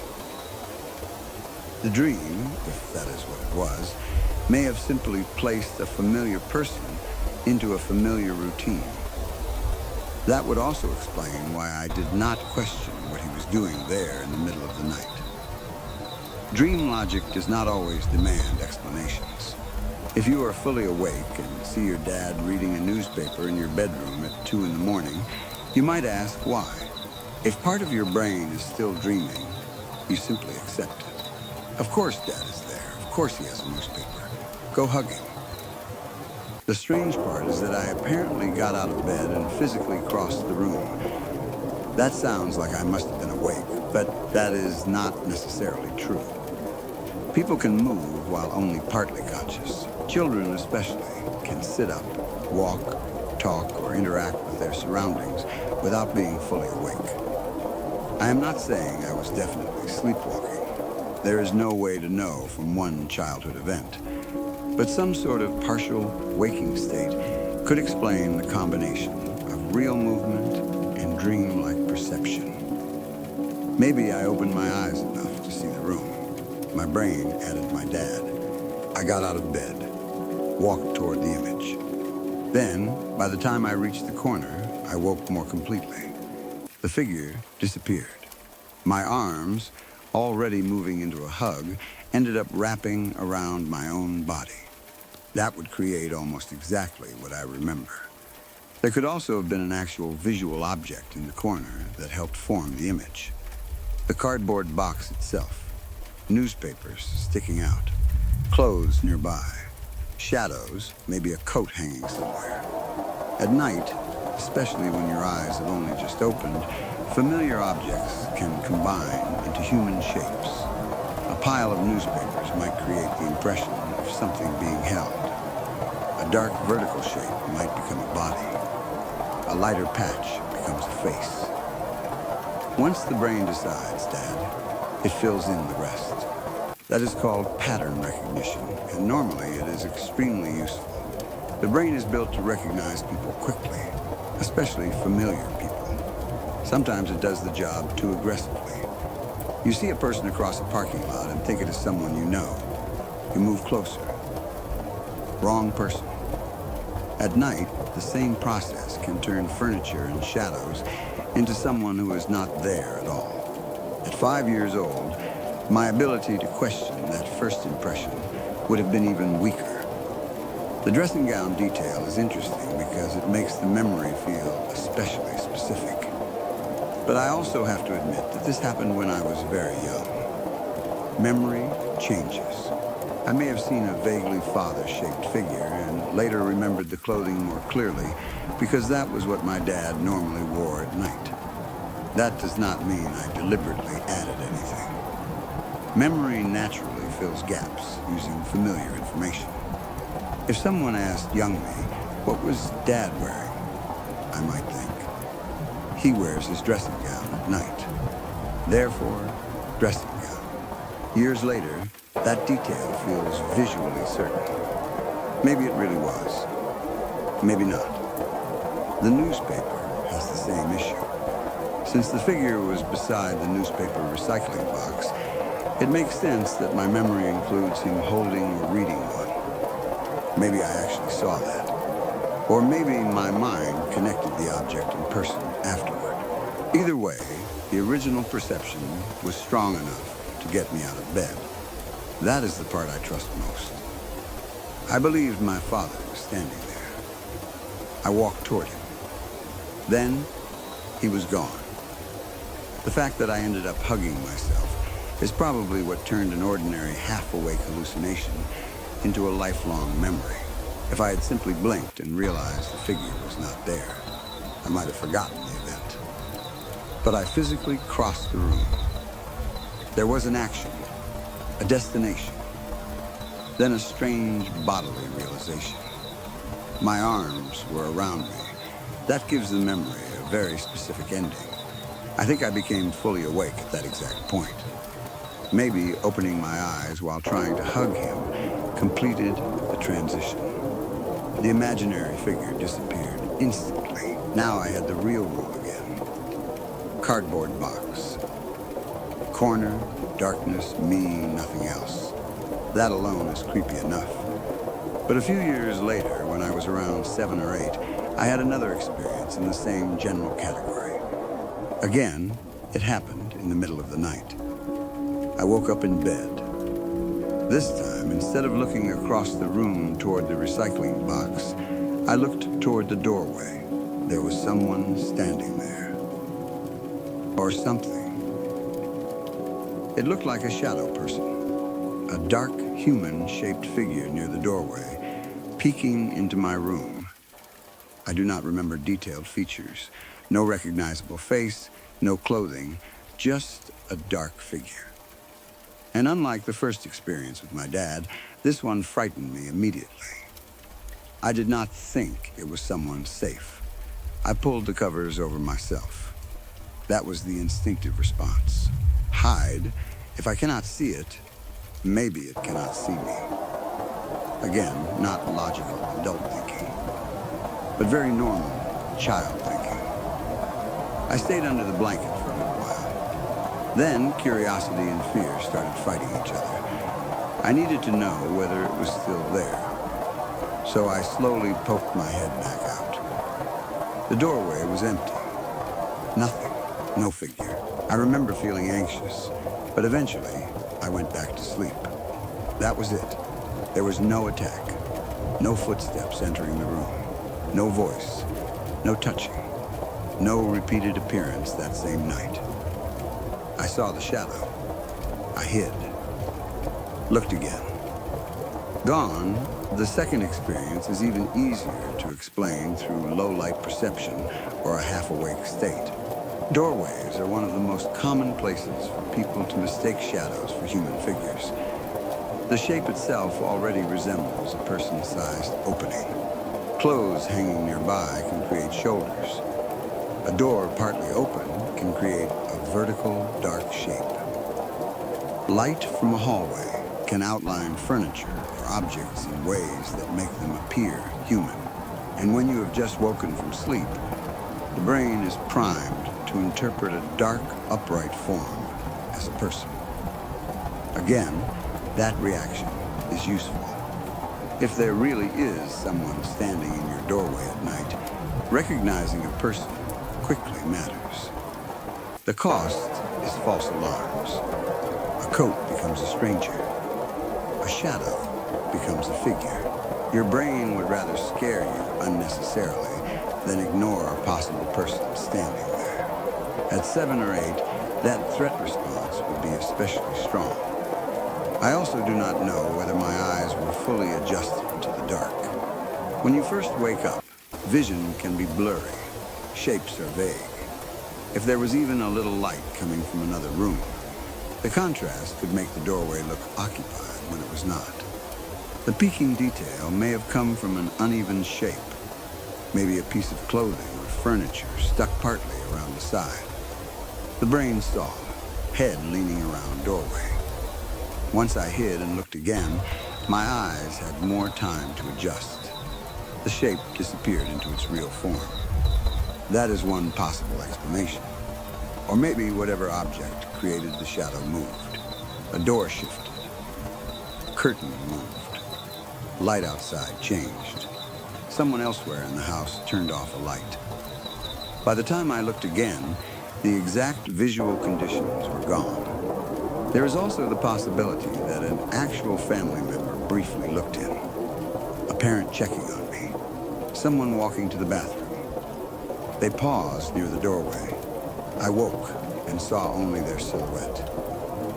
I hid. They continued walking. I looked again. Empty, that would be an extremely simple explanation. From a child's bed at night, a familiar person in silhouette can become terrifying because the face is not visible. If the figure really was peeking, perhaps someone had genuinely checked whether I was asleep. They saw me move or assumed I was still sleeping and left. I never asked, or if I did, I do not remember the answer. That possibility is stronger than it might seem. Parents check children's rooms. Siblings walk past.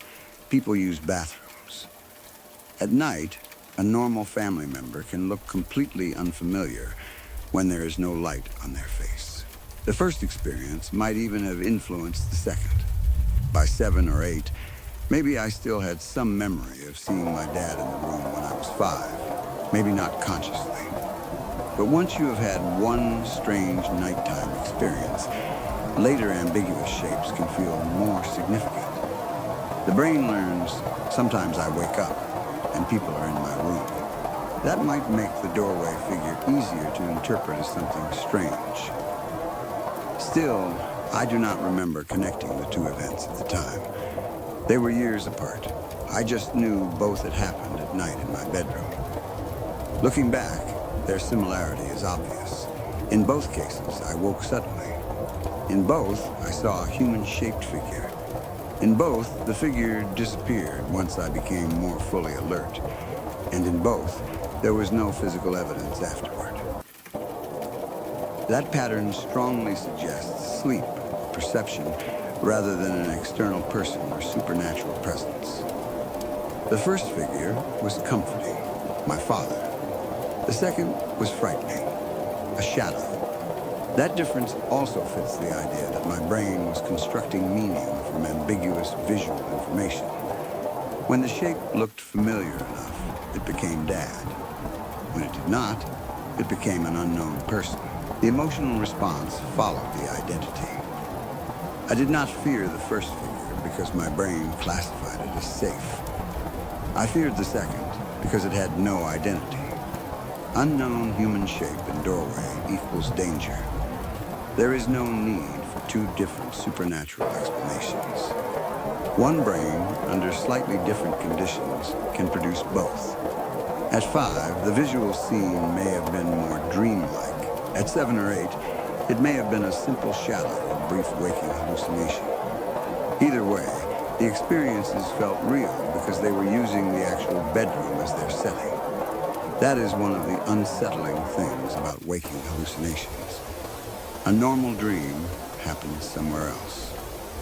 You are flying. At school. In another house. Then you wake and know it was a dream. But if your brain places a figure inside the real room you are currently looking at, there is no clear border. The wall is real. The doorway is real. The cardboard box is real. The figure looks like one more real object in the scene. When it disappears, you are left wondering which part was false. That can be especially confusing for children. At 5, I did not know the term hallucination. I did not understand sleep stages. I only knew my dad had been there, and then somehow he had not. At 7 or 8, I knew enough to recognize a human silhouette as potentially frightening, but not enough to confidently tell myself my eyes are probably misreading a shadow because I just woke up. So I hid. That was my entire strategy. Blanket overhead. Wait. Look again. It worked. The figure was gone. There is something almost universal about children believing blankets provide protection. A blanket is physically useless against almost every threat a child imagines. But psychologically, it creates a boundary. If I cannot see the doorway cannot hurt me. It gives you enough time to calm down. Then, you check again. Most of the time, the scary shape resolves. That is probably what happened. The first experience has one other possibility that I find interesting. Maybe I never actually crossed the room while awake. Maybe the entire sequence, seeing my dad, getting out of bed, crossing the room, and hugging him, happened in a dream. Then I woke while standing or sitting in the corner. That would imply some level of sleepwalking. Again, I cannot know. But if I was already moving in my sleep, the dream may have been explaining what my body was doing. My body gets out of bed. The dreaming mind asks why. Dad is across the room. Go hug him. I reach the corner. Wake, that would perfectly connect physical movement and dream narrative. Dreams often incorporate real sensations like that. An alarm becomes a phone ringing inside a dream. Rain becomes a shower. Someone touching your arm becomes a character grabbing you. If my body was moving through the room, my dreaming brain may have created the image of Dad to give that movement a reason. That is speculative, but it makes sense. The final position, hugging myself, could also be related to being cold or seeking comfort while asleep. Maybe I had my arms folded around my chest already. I woke standing there and interpreted the posture through the fading dream. Again, many possibilities. Without another witness, no answer. I also cannot completely rule out the simple possibility that my dad really had been there. Maybe he was putting newspapers into the box. I woke and saw him. He moved away while I was crossing the room. Because I was still half asleep, I thought I reached him when actually I reached the corner. That explanation is physically possible, but it would require him to leave quickly enough that I did not notice. And presumably I would hear or see him going through the nearby doorway. I do not remember any of that. Still, childhood memory is incomplete.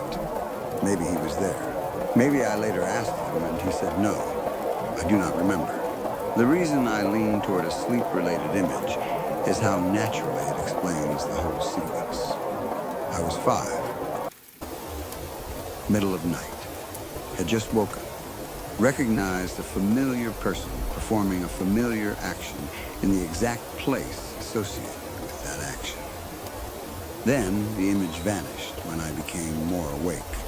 That is almost a perfect setup for a hypnopompic experience. The second event fits the same general pattern, too. But I would not say with certainty that both were hallucinations.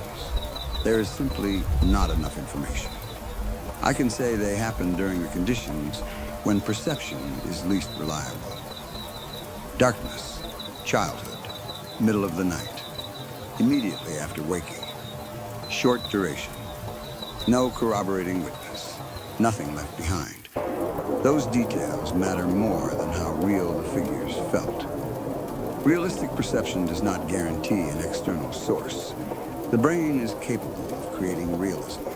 Dreams prove that every night. The first experience is actually a good example because I did not feel fear until after the image disappeared. That suggests the figure itself was not generated by fear. It was probably generated by familiarity. My dad was one of the safest people my brain could place in the room. Then the contradiction arrived. He was not there. That was what freaked me out. With the shadow figure, the fear came immediately because the figure was unknown. Two different emotional responses to the same basic phenomenon. I think that is probably the best way to understand them now. Still, knowing the possible explanation does not make the memories less strange. Especially the first one. I can still imagine the feeling of being 5, waking in the dark, and seeing my dad across a room that felt huge. I trusted what I saw completely. There was no doubt. I got out of bed because I believed he was physically there. That level of certainty is hard to reconcile with the adult idea that it may have been only a dream image. But certainty is part of how these experiences work. If I had seen him as transparent or blurry, I would have been scared immediately. Instead, he looked normal enough that I wanted a hug. That might actually make a sleep-based explanation stronger. My brain was not trying to scare me. It was simply still dreaming. Maybe it used the most ordinary image possible. My dad sorting newspapers. Then I walked into the dream and woke up inside the empty corner. The second event was less elaborate. A dark shape at the doorway. Fear, blanket, gone. That could have been nothing more than clothing or shadow. But because I already had a childhood history of waking and seeing people who were not there, the two experiences became linked in memory. They made the bedroom feel like a place where nighttime figures could appear. I do not remember seeing anything like that constantly. That is important. There was no nightly pattern. No figure standing by the box every week. No shadow person returning to the doorway over and over. No voices. No objects moving. No long series of events suggesting something persistent in the house. Just two experiences separated by years. That again supports ordinary causes. If there were some external presence trying to interact with me, its behavior was strangely limited to appearing during moments when a sleeping child's vision is least reliable. It is possible to interpret that as supernatural, but there is no need. Sleep explains it better. I also wonder how much the room itself contributed. A large child's bedroom at night can feel enormous. The same furniture that looks harmless during the day becomes a set of silhouettes. The cardboard box and papers created shapes in one corner. The doorway created another dark vertical shape. Those were the two locations where my brain later produced figures. Not the middle of an empty wall, not floating in the air. Both figures appeared where ordinary objects in contrast already existed. That is probably meaningful. The environment gave the perception something to build from. The recycling box may have created Dad. The doorway may have created the shadow person. simple, at least in theory. But even if I accept that completely, there is still something unsettling about the first experience that the second one does not have. I moved toward it. I interacted with it. Most shadow stories involve someone seeing something and watching it disappear. I physically got out of bed because I believed my dad was waiting there. There was enough time for me to cross the room without realizing anything was wrong. Then I reached him, or thought I did. I wrapped my arms around what should have been his body. And there was no body. That transition from certainty to absence is the part I still cannot emotionally recreate through explanation. I understand how the brain could do it. I just cannot imagine what my perception looked like during those final steps. Did I still see him while approaching? Did the figure disappear only when I reached the corner? Did I close my eyes while hugging him? Was I dreaming through the whole walk? Did I actually wake only after my arms were already around myself? Those details would tell me a lot. But I was 5. I do not have them. The memory begins clearly with Dad at the box and ends clearly with me alone in the corner. The transition between those two states is the mystery. Maybe there was no transition because the first state never existed outside my mind. That is probably the answer. The later shadow person experience had a similar missing transition. I saw it. Hid, looked again. Gone. Because I covered my eyes, I never watched the figure disappear. So once again, I lost the exact moment that might have revealed the explanation. If it was a person, they walked away while I hid. If it was a shadow, the light changed. If it was a waking hallucination, it faded as I became more alert. All happened outside my view. That is why both memories survived. I never saw the correction happen. There was only there, then not there. That gap allows the imagination to stay involved for years. Today, I would not call either experience proof of anything paranormal. There are too many normal explanations, and both happened under circumstances where sleep and perception are known to be unreliable. But I also would not say I imagined them in the sense of consciously making them up. I saw what I saw. At 5, I genuinely perceived my dad. At 7 or 8, I genuinely perceived a figure in the doorway. Those perceptions were real experiences. The uncertainty is whether the figures existed independently of me. Probably not. And that distinction is enough. I actually think the first story is more fascinating when viewed as something the brain created. A 5-year-old's mind took a real bedroom, a real cardboard recycling box, a familiar nighttime outfit, and a familiar parent, then combined them so perfectly that the child got out of bed and walked across the room for a hug.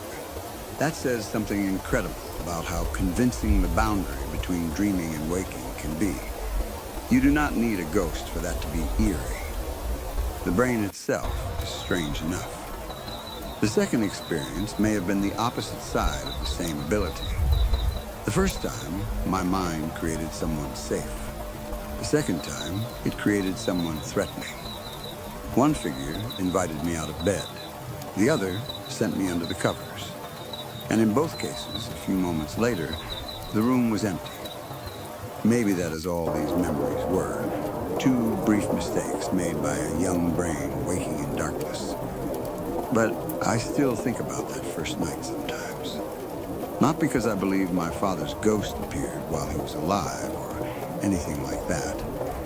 Nothing in the experience points clearly in that direction. It is simply the physical certainty of it. Seeing him, getting up, crossing the room, reaching him, then looking up and realizing I was standing alone. There are childhood fears that become less frightening as you grow older. Monsters under the bed, a coat on a chair, a tree branch tapping a window. This one became more interesting rather than more frightening. At 5, I accepted it and went back to sleep. Now I understand how strange it was that my perception could be so convincing. The shadow figure a few years later scared me more in the moment, but it is easier to explain. Dark doorway, half asleep, human-shaped shadow. Hide, gone. I have probably seen similar visual mistakes dozens of times since then. The first experience is different because my entire body participated. I was not only looking, I acted on the image. That is why it remains the clearer memory. And if I could go back to either night, I would choose that one. I would want to watch myself from outside the room. Was I walking with my eyes open? Was I asleep? Was my dad really there for a few seconds? Was I staring at a pile of newspapers and somehow seeing a complete person? Did I reach the corner and wrap my arms around myself before waking? From outside, maybe the whole thing would be obvious. A little kid sleepwalking across the room. Nothing supernatural, nothing mysterious, just a sleeping brain doing something strange. I suspect that is exactly what I would see, but from inside the memory, it still feels different. From inside, my dad was standing there. I knew who he was. I saw what he was wearing. I saw the newspaper. I ran across the room because I wanted to hug him, and for one brief moment, I believed I had. Then, I opened my eyes and discovered that the person I had crossed the room to reach had never been there at all. A few years later, I woke and saw another human shape in that bedroom, this time dark and unfamiliar, leaning around the doorway as if it were watching me. I hid under the blanket. When I looked again, that one was gone too.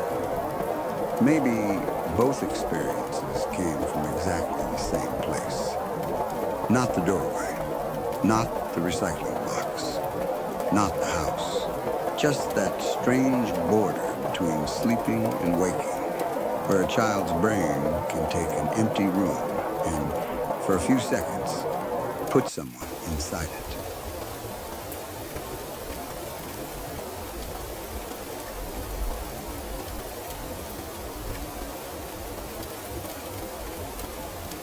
Back in 2011, I was living in Okinawa. Even before that night, I had heard plenty of stories about the island. There were stories connected to the war, old temples, abandoned buildings, ruined places, and houses where terrible things were said to have happened. Whether every story was true or not almost did not matter. If you lived there long enough and listened to enough people, certain places develop reputations. One of those places was an abandoned hotel. During the daytime, people apparently went there fairly often. Graffiti artists, photographers, people interested in abandoned buildings, urban explorers. It was the kind of place where going during daylight felt adventurous rather than completely insane. At night was different. The general advice was simple. Do not go there after dark, especially not in the middle of the night. Naturally, that made my friends want to go even more. One hot summer night, they decided we should check it out at around 3 in the morning. There were 5 of us. I was the only sober one. That should probably have been enough reason for me to tell everyone no and go home. But I was younger, the place was close to my apartment, and part of me was curious. I had heard the stories. I knew the reputation. And I thought it might be fun to see what the place actually looked like when nobody else was around. So I agreed. All 5 of us piled into my car. It was hot outside, the kind of summer heat where you notice it even late at night. Nothing about the weather made me expect cold. We started driving toward the hotel. The route took us past the Nakagusuku Castle ruins, another place with its own stories attached to it. That only added to the mood. I do not remember anyone being genuinely terrified while we were driving. We were joking, talking, listening to music. My friends had been drinking, so the energy in the car was probably louder and more reckless than normal. I was the one concentrating on the road. At that stage, the whole thing still felt like a stupid late-night adventure. Then, as we got closer, the temperature changed, and I do not mean I felt a slight chill. I remember it becoming cold enough that all of us noticed. The change seemed sudden. One moment we were driving through a hot Okinawan summer night. Then the air felt freezing. I remember us being able to see our breath. That detail is one of the reasons the memory stayed with me. Seeing your own breath in summer is not something you expect. The mood in the car changed quickly. Jokes became questions. Why is it so cold? What is happening? I do not remember whether someone immediately mentioned the hotel or the stories, but none of us needed much encouragement to make that connection. We already knew where we were going. We were already approaching a place people called haunted. So an unexplained temperature drop was never going to feel neutral. Then the car died, not sputtered, not slowly lost power. It shut off. The music stopped. The engine stopped. And around the same time, the few streetlights along that section of road went dark too. Suddenly, we were sitting there in darkness. That was when the adventure stopped being fun.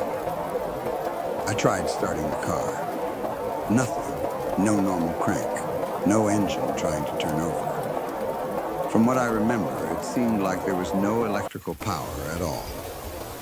I tried again. Nothing. The doors were locked.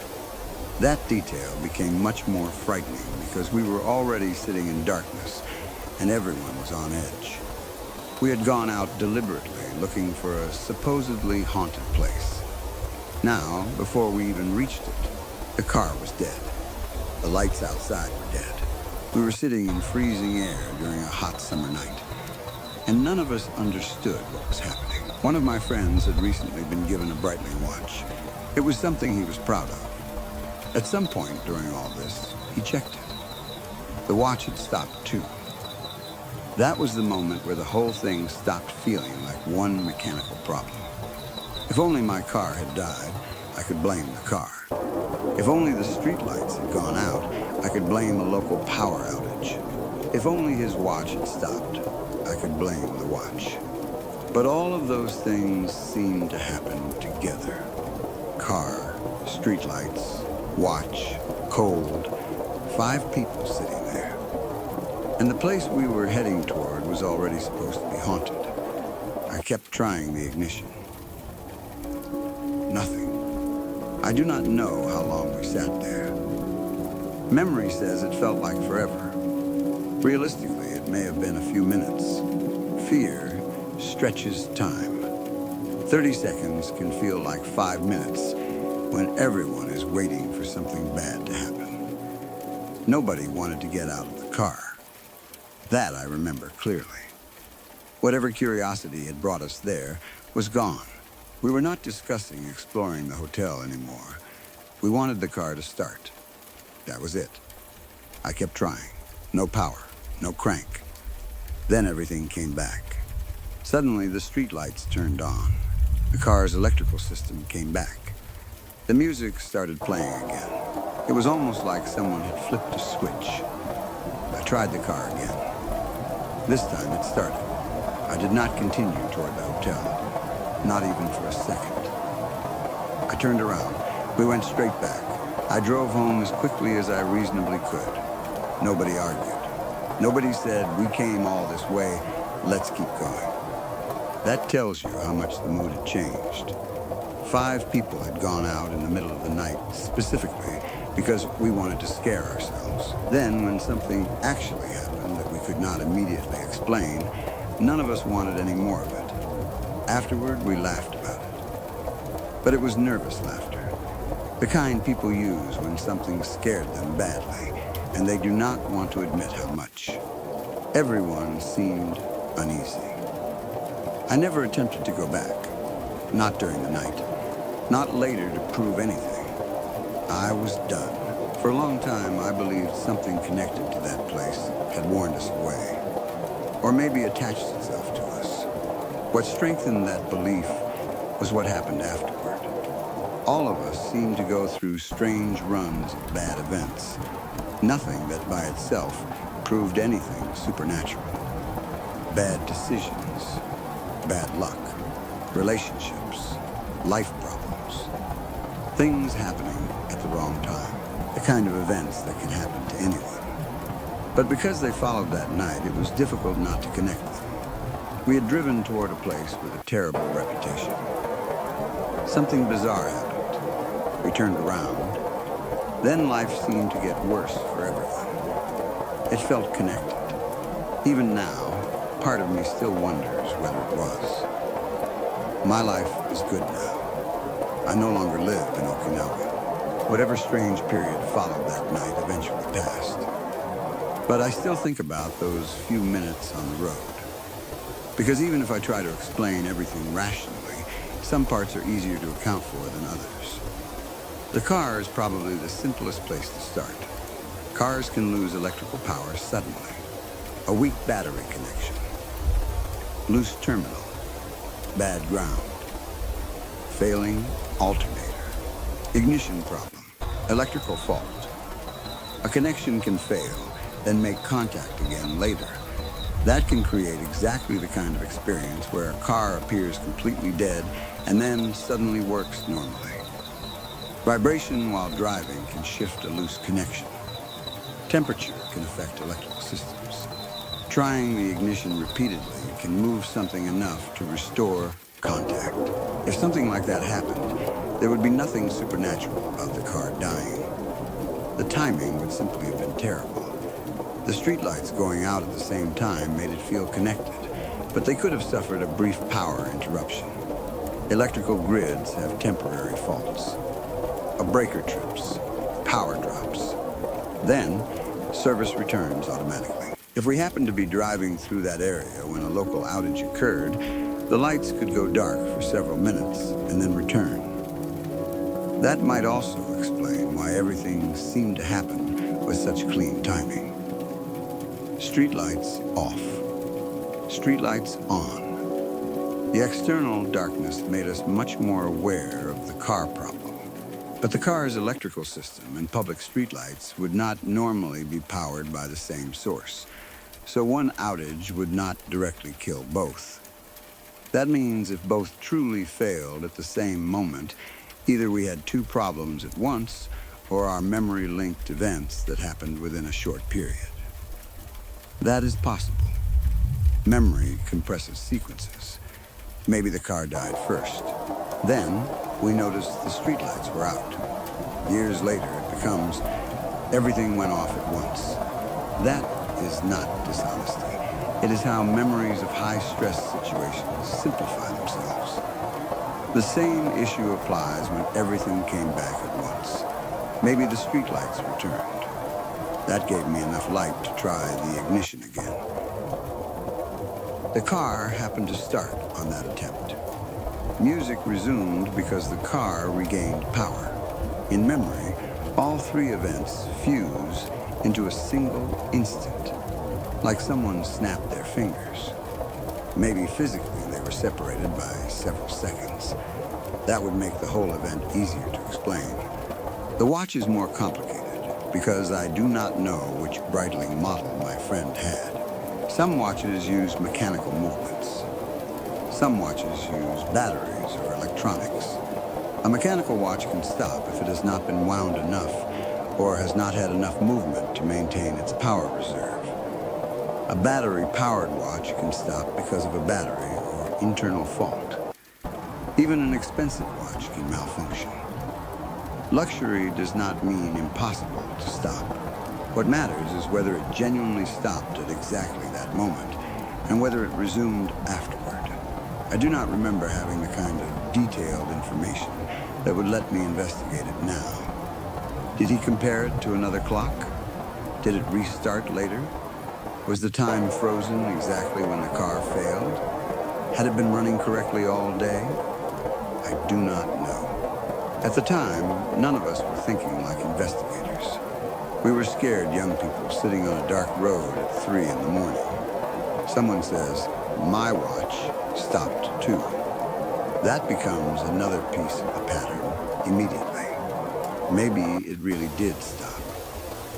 But without knowing the movement or condition of the watch, I cannot say the same thing caused it. Then there's the cold. That is the part I have the hardest time reducing to something simple. It had been a hot summer night. Then we all noticed a dramatic temperature drop. And I remember seeing our breath. Could localized conditions change quickly? Yes.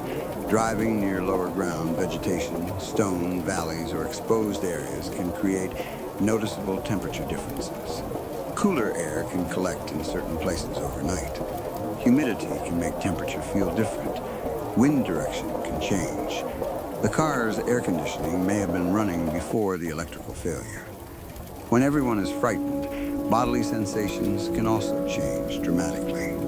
Adrenaline can make skin feel cold. People get chills. Hair rises. Hands become cold. But adrenaline does not normally make visible condensation appear in front of your mouth. That detail would require the air around us to be cool enough, or what we thought was breath may have been something else. Maybe there was mist or humidity outside the vehicle. Maybe condensation near vents caught light in a way that looked like breath. Maybe only one or two of us appeared to see it, and through retelling, it became all of us. I cannot reconstruct that now. I remember seeing breath. That is the memory. But because the experience is more than a decade old, I have to admit that the exact conditions may not be preserved perfectly. There is also a question I wish I could answer clearly. Were the windows open? Were we inside a closed, air-conditioned car? Had we just driven through a pocket of colder air? Did the temperature feel cold only inside the vehicle or also outside? Those details matter. I do not have them. What I have is the feeling of a sudden, impossible cold before everything else went wrong. That is enough to make the memory powerful, but not enough to identify the cause. The locked doors also felt sinister in the moment, but that may be the least mysterious detail. Cars often lock their doors automatically while driving. If electrical power failed while they were already locked, the power buttons would not function. Depending on the car, there may still have been a mechanical way to unlock them manually. But frightened people do not always think clearly. We may have experienced the power locks are not responding, and translated that emotionally into we are trapped. Those are different things. I do not remember whether we physically tried every manual release. I remember the feeling of being locked inside. That feeling mattered because darkness had suddenly surrounded us. The car normally represented protection. Then, its engine and lights died, and the doors seemed to be part of the same failure. Everyone in the vehicle was already prepared to expect something strange because of where we were going. That expectation cannot be ignored. We had not randomly broken down on an unknown road. We were driving toward a supposedly haunted, abandoned hotel at 3 in the morning. We had discussed its reputation. We were passing other places associated with ghost stories. Several of my friends were intoxicated. I was sober, but being sober does not make someone immune to suggestion. If 4 frightened or excited friends react strongly around you, your own nervous system responds. One person says, "Why is it freezing?" Everyone suddenly notices the temperature. One person says, "The streetlights just went out." Now darkness means something. One person checks a watch and says it stopped. Now there is a pattern. That does not mean nothing happened. The car definitely had some kind of problem from my perspective. The streetlights were dark.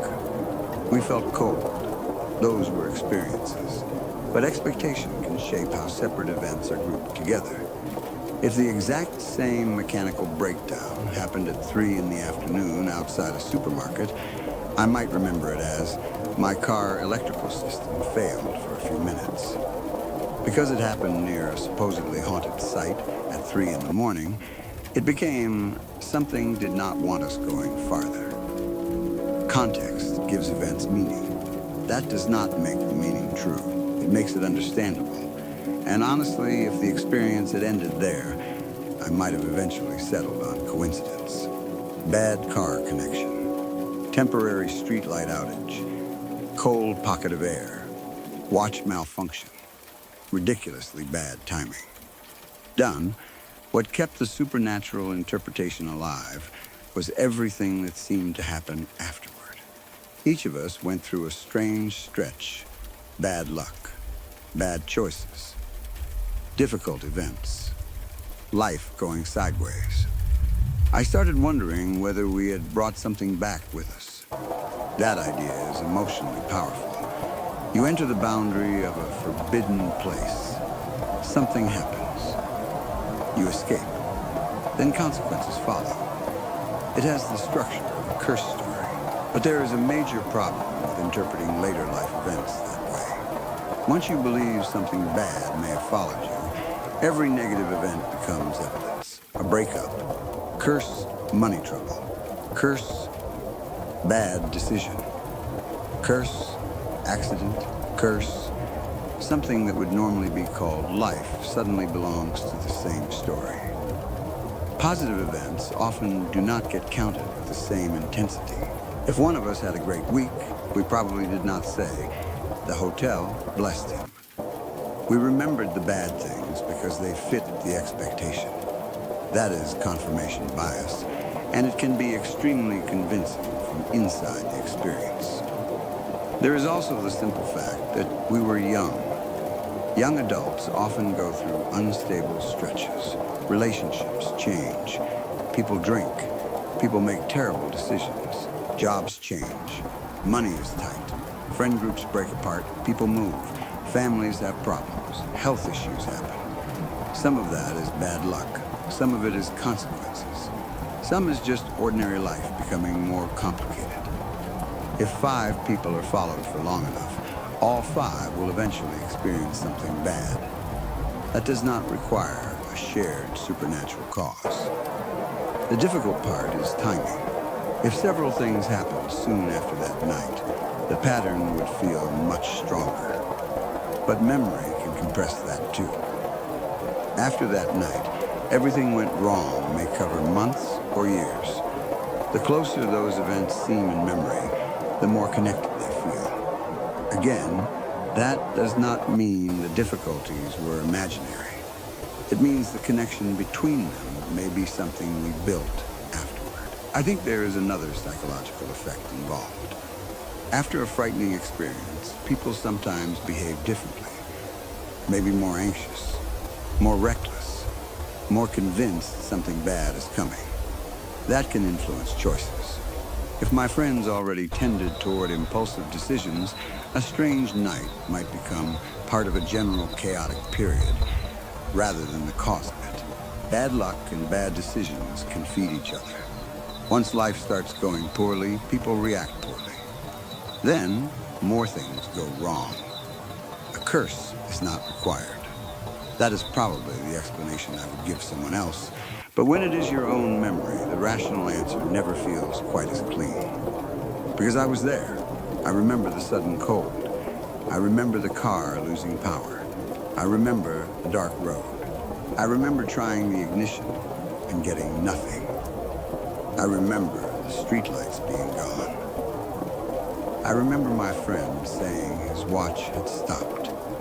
And I remember the way everything seemed to come alive again with no warning.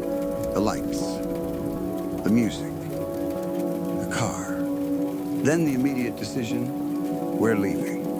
That sequence still feels wrong. Not necessarily supernatural, just wrong. I also think we were lucky not to continue.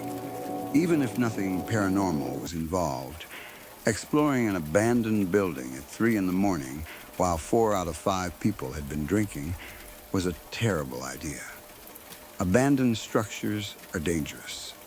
Broken floors, glass, unstable stairs, open shafts, rusting metal, other people hiding inside, animals, security, police. We could have been injured for reasons that had absolutely nothing to do with ghosts. Whatever caused the car to fail, it got us to turn around. In that sense, the night may genuinely have protected us, not because a spirit warned us, because something frightened us enough to stop doing something risky. That is probably the healthiest way I can interpret it. Maybe the car had a temporary electrical fault. Maybe the streetlight outage was coincidence. Maybe the watch stopped for its own reason. Maybe a change in local conditions created the cold. Four ordinary things happened close together. Because we were already going somewhere with a reputation, we interpreted them as one event. That is statistically unlikely. Perhaps, but unlikely things happen. Every day. Some of them happen in exactly the kind of place where people will remember them forever. If my car had failed 20 minutes earlier, none of the story exists. I get annoyed. Start it again. Go on. If the watch stopped the next morning, nobody connects it. If the streetlights went out after we got home, irrelevant. The mystery exists because of synchronization. And synchronization is powerful. Humans naturally look for one cause when several things change at once. Sometimes there really is one. Sometimes there is not. Could there have been an electrical disturbance affecting the area? Possibly that might account for the streetlights and perhaps contribute indirectly to the car issue. Though a normal road electrical outage should not simply shut off an independent vehicle. Could there have been some environmental event? Again, maybe, but I do not have enough technical information to build a real explanation. Anything more specific would just be invention. I am also cautious about the folklore now. Knowing a place as stories can make every unexplained event seem like confirmation of those stories. But stories are not evidence by themselves. Even if terrible things really happened in some locations around Okinawa, that does not automatically mean unusual events nearby are caused by spirits. Human history can make a place emotionally heavy without changing its physics. An abandoned building may feel frightening because you know people have attached frightening stories to it. A ruined site at 3 in the morning is already unsettling. You do not need anything supernatural for your body to react.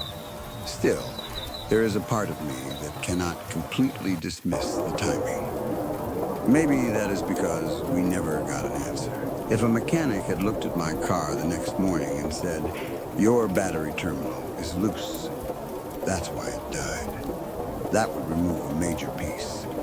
If the local news said there had been a power outage in that area at exactly 3 in the morning, another piece would disappear. If my friend found out his watch had stopped because it needed servicing, another. Then the night becomes a series of coincidences. But I do not remember getting any of those satisfying explanations. We simply went home. Life continued. The moment remained unresolved. And unresolved experiences have a way of staying larger than solved ones. You keep replaying them because the brain dislikes incomplete stories. What happened to the car? Why did the lights go out? Why was it so cold? Why did the watch stop? Why did everything start again? Maybe each question has its own answer. That is probably the key. I spent years assuming there had to be one answer because everything seemed to happen together. Maybe there were 4 answers. A loose connection, a temporary power fault, a watch malfunction, a cold patch or misremembered condensation. Put them together at 3 in the morning near a place everyone already believes is haunted, and you get something that feels impossible. Take them apart, and the mystery becomes less dramatic, less satisfying too. I think the later bad events should probably be separated completely.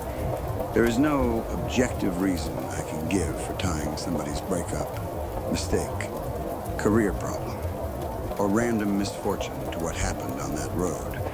The connection exists mostly through timing and memory. My life eventually became good again. If the night had somehow cursed me, when exactly did the curse stop? Why? Because I moved? Because enough time passed? Because I made better choices? Any answer would be invented. It makes more sense that life simply went through a difficult stretch and later improved. That happens. Still, emotionally, I understand why I connected the two. When something unexplained happens, you become sensitive to what comes next. If the next month is peaceful, you forget the event. If the next month is terrible, the event becomes an omen. That may be what happened to us. My friends and I laughed nervously because we did not have a better response. None of us wanted to admit that genuinely scared me. Humor gave us distance. I imagine each of us probably developed a slightly different version of the night over the years. That would be interesting to compare. Do all five remember seeing our breath? Do all five remember the car and streetlights failing simultaneously? Does everyone remember the watch? How long does each person think we sat there? Did anyone notice something I did not? If 5 accounts were collected independently today, I would expect differences. That would be normal. Shared experiences do not create identical memories. And because several of them had been drinking, I would place more weight on the details I directly experienced while sober than on things reported only by someone else. I can say I experienced the car failing. I saw the streetlights dark. I felt the cold.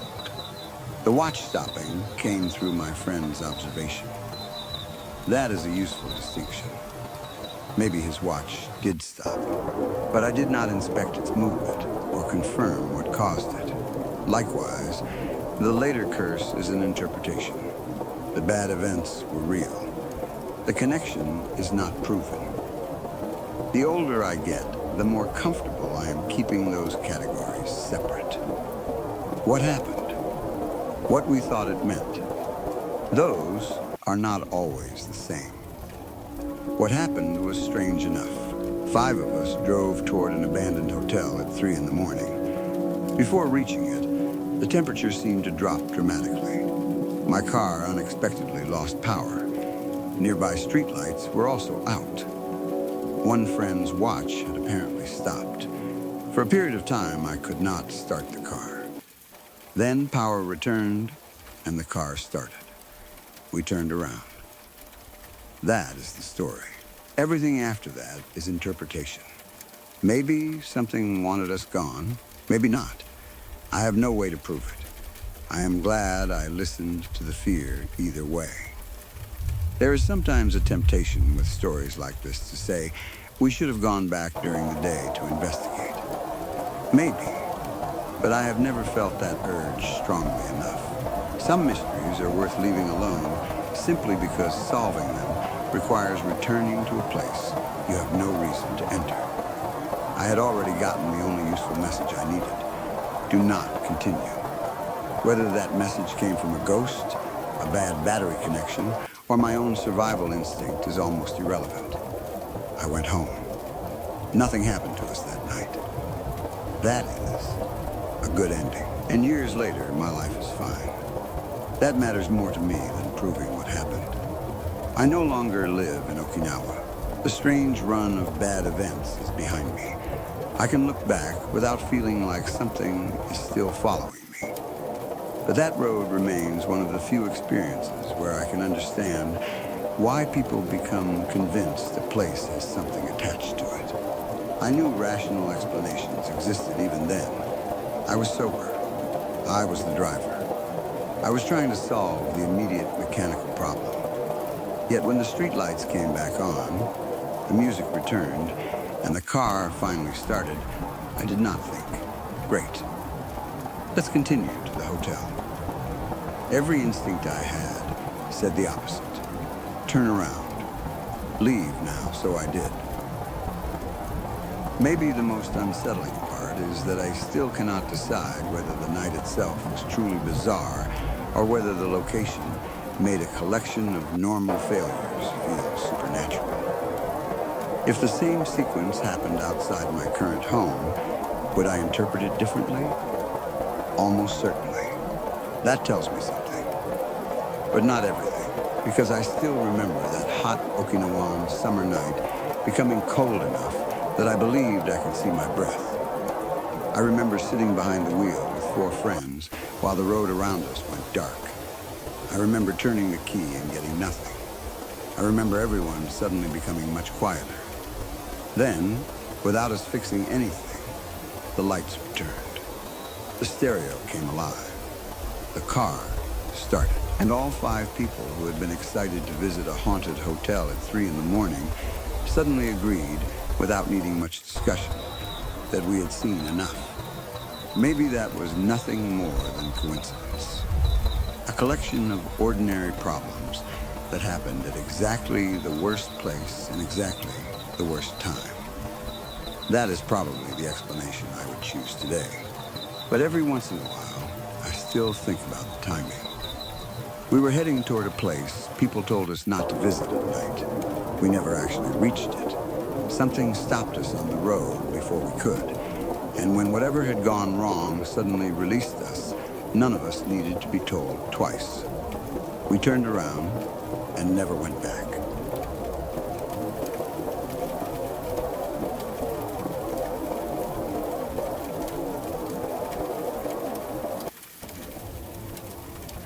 Tonight's stories are over, but darkness has a way of making memories feel closer. Some people never forgot what they saw. Others never learned what was behind the sound, the voice, or the shape waiting just outside the light. Tell me in the comments which story you will be thinking about after this ends. Subscribe to Wickless Night for more true accounts from the hours when no one wants to be awake alone. Sleep carefully, and do not trust every shadow that stays still.